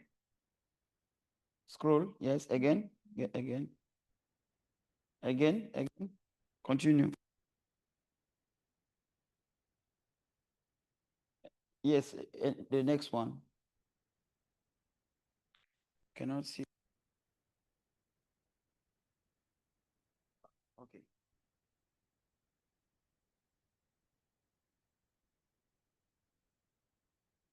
Yes, thank you very much. And thank you for all the contribution. We got a lot of contributions. And globally, we saw that disengagement from the room. We saw people really want this change. People want to move forward and find solutions. And this is really appreciated. We took note on the proposition on to make wide consultation to be sure that all the stakeholders, including the NRIs and others, will be taken in account. We got some other propositions regarding, of course, the CAIGA framework, regarding the reform proposition on the bylaw and everything. So as I said, we will share with you all the deliverable we got from the consultant to let you go through and give us your comments and everything. This is something we agree on. And of course, we will continue to see how we can fast track this process and to get this kind of timelines aligned with the global agenda of internet governance, especially on the African IGF. Thank you again for David for this proposition. And I think for others, I would like just to thank you all again. And the summarize of the discussion, we have a lot of points, as I said earlier, but we work on the meeting minutes with all the details in terms of recommendation and the point where we already agreed on. And of course, we share with you with this presentation to let you know, and if any other point of view, you can let us know. Maybe allow me, as we are over the time, I don't want to take time to recap everything. I just want us to move forward, and I will call Telma, if you allow me to come here or you will stay here, we will stay there, okay, for a closing remarks. But before, I don't know if anyone want to say something before Telma close the meeting. Online, I think no hands up online. Yes, one hand raised. So Telma, one last comment before you close the meeting. Yes, Madame Constance du Gabon. Est-ce que vous m'entendez? Oui, maintenant. D'accord. Ok, je vais revenir un peu sur la situation des membres d'AFRINIC, parce que lorsque nous étions en train de parler des élections avec les membres gabonais, on s'est rendu compte que AFRINIC avait peut-être besoin aussi d'un toilettage de ses membres, parce que nous nous sommes retrouvés avec une liste où nous avions des membres qui n'étaient plus actifs. Donc, il serait peut-être bien qu'AFRINIC aussi procède à un toilettage des membres pour connaître le statut de chacun. Parce qu'on s'est rendu compte que ceux que nous avions comme membres n'étaient pas du tout impliqués dans le processus. Donc, il est vraiment important que ce toilettage se fasse. C'est une proposition. Voilà. En tout cas, merci beaucoup, Madame Constance, pour cette proposition. Je pense que ça rejoint une des recommandations qui avait été faite par Mr. Ben Roberts, justement de pouvoir redynamiser cette liste de discussion d'AFRINIC pour le rendre beaucoup plus dynamique avec un plus grand nombre de participants. Ça permettra effectivement d'augmenter le nombre de participants. Et c'est bien noté, c'est une des recommandations fortes qu'on va adresser bien sûr à la communauté pour qu'on trouve le moyen de pouvoir réactiver cette discussion. Parce que beaucoup de membres ne s'impliquent pas vraiment. Donc, chaque fois on mène les initiatives, les membres ne s'impliquent pas. Même pendant les votes, vous avez vu les statistiques, même si cette fois-ci, ça évolue un tout petit peu, on se rend compte que c'est encore insuffisant. Il faut que les membres s'engagent. Parce que beaucoup de membres, ils sont là, mais ils ne s'engagent pas vraiment. Ils ne savent même pas ce qui se passe à AFRINIC. Et ça, c'est un maillon très faible qui nous a même conduit dans la situation actuelle. Voilà, en tout cas, merci pour la contribution. S'il n'y a pas d'autres questions, if no any others comments, maybe you can allow me to give the floor to Mrs. Thelma Kwe for the closing remarks. Thank you again. So we have comments online. Sorry?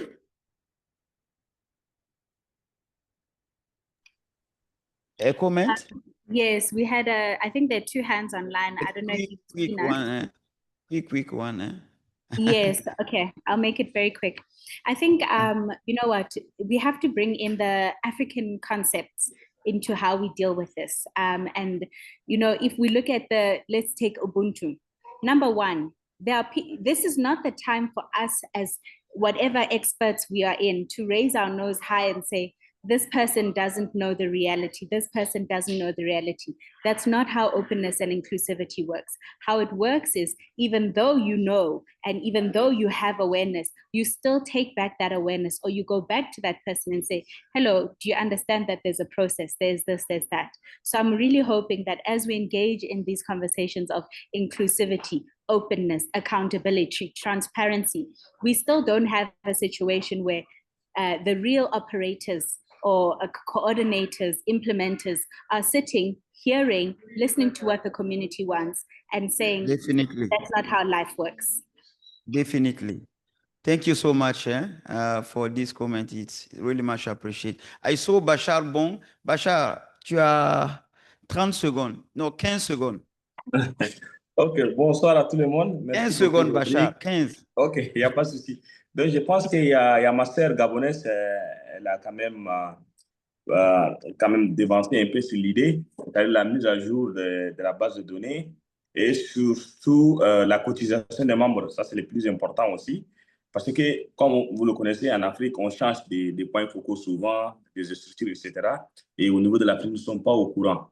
Donc, j'aimerais qu'on mette des garde-fous. Chaque 6 mois, on relance. Est-ce que la mise à jour, comment dire, le contact principal a été changé, n'a pas été changé? Et aussi, beaucoup de pousser aussi, comme ce qu'on a fait avec SMARTAFRICA sur les plans locaux durant les élections, de garder ces câbles-là et de pousser la communauté locale d'y participer à la communauté globale de l'AFRINIC. Et une fois de toutes, merci à l'AFRINIC, à SMARTAFRICA, pour le support jusqu'à ce qu'on est arrivé à cette élection. Donc maintenant, la balle est dans le camp des bords d'aller de l'avant, soit de changer le lieu vite fait et de trouver d'autres, en tout cas les étapes suivantes. Merci beaucoup. OK. Et respecter les 30 secondes. Okay. Okay. Just want to give the close remarks. She's outside. If somebody can help me to call Thelma. Allow me just to call her for the closing remark. Yes. Yes, please. Yes, please, Brice.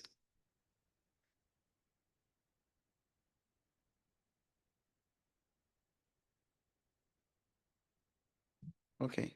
Yes, Brice. So the questions were in English, in French. So maybe I'll switch to French to respond. Of course. And as we have the translation.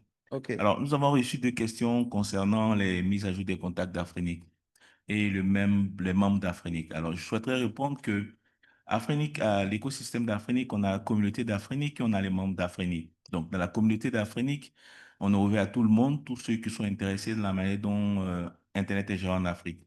Et cette communauté n'est pas fermée uniquement à l'Afrique, elle est ouverte aussi à tout l'écosystème mondial qui est naturellement connecté à Internet. Maintenant, ensuite, nous avons les membres d'AFRINIC. Alors, au niveau des membres d'AFRINIC, nous avons 3 catégories de membres. Nous avons les membres de ressources, qui sont ces organisations-là qui prennent les adresses IP chez AFRINIC.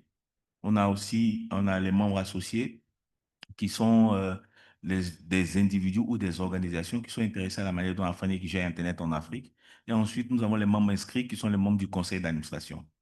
Et le directeur général, qui est aussi membre du conseil d'administration. Alors, au niveau des membres d'AFRINIC, nous avons une communauté exclusivement dédié à nos membres, qui est le Member Discourse, où tous ceux qui sont membres d'AFRINIC sont libres d'adhérer, parce que nous sommes sur une juridiction qui a mis en pratique de ce qui est GDPR. Donc, dans le temps, on mettait les membres par défaut dans le groupe, mais là, on a eu des contraintes juridiques qui nous ont dit qu'on ne peut plus mettre les membres à défaut dans le groupe des Member Discourse. Donc, nous avons fait une campagne pour demander aux membres de s'inscrire eux-mêmes sur la liste, parce qu'on a été obligé de respecter cette législation-là.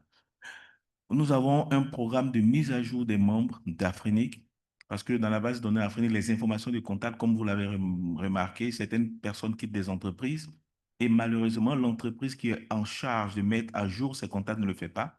Nous avons initié un programme de mise à jour des membres et aujourd'hui, nous sommes à peu près à 60%, nous sommes très proches de 100% des membres aujourd'hui. Donc, chaque année, nous essayons de rencontrer, regarder dans la base les membres qui ne répondent pas. Nous contactons l'entreprise pour faire en sorte que les contacts soient mis à jour. Donc, c'est pour dire que c'est un travail qui est en cours. Nous sommes conscients de cela. Donc, nous travaillons là-dessus. Et puis, l'autre point aussi, c'est un appel que je lance à nos membres, qu'ils s'inscrivent sur Member Discourse, qui est une liste dédiée à eux, et qu'ils aussi participent aux activités que nous menons en Afrique et partout sur le continent. Voilà ce que je peux ajouter. Oui, merci beaucoup, Brice. C'est très, très apprécié. Je crois que ça vient en tout cas clarifier un peu la réponse que j'avais déjà apportée à la question du Gabon. Et merci beaucoup pour ça. Je pense que maintenant, on ne va plus prendre d'intervention. On va clôturer la réunion parce que c'est tellement intéressant qu'on ne peut jamais arrêter de discuter de la question de l'Afrique. Et puis, il y a le Open Ceremony à 15h. Donc, il faut qu'on aille manger rapidement. Et Thelma, I will give you the floor to close the meeting, to allow us to go to the lunch, because we have the opening ceremony at 3 p.m. Thank you. Thank you very much. And I'm aware I'm the one standing between you and your lunch, so I will not take too much time. So thank you for the participation. Thank you for the for all the inputs. This has been very interactive as we requested from the beginning. Your inputs have been, we'll take it and also share the minutes of meeting. And I just want to say once again, thank you. And as I'm in my homeland, I'd also like to say Medasi. And we look forward to meeting you again in the next sessions. Bon appetit.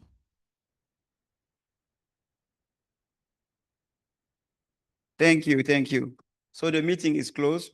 We can go now for the lunch. I think the lunch is, I don't know where exactly is it. It's cool. It's huh? Let me try to check. You know where is the lunch? The lunch.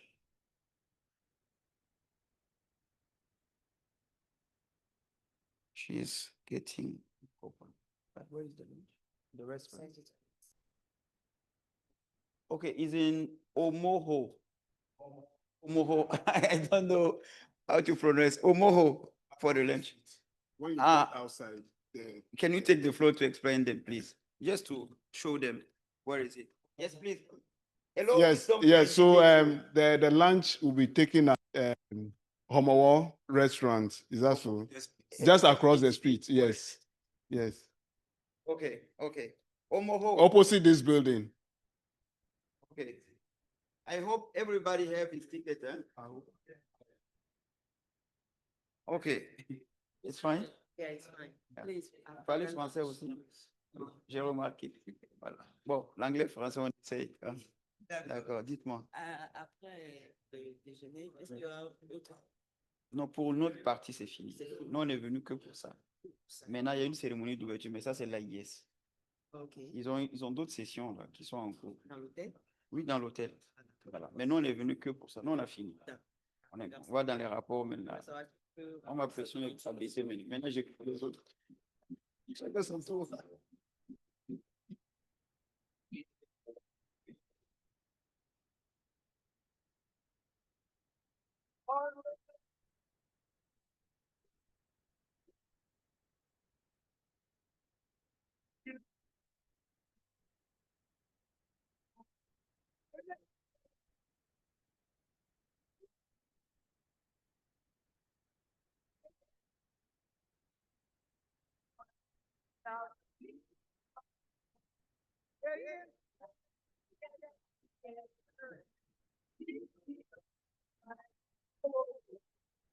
Let them back all there. Birds with my song. There is one question I'd really love to ask. For the hopeless sinner who has hurt all mankind. Just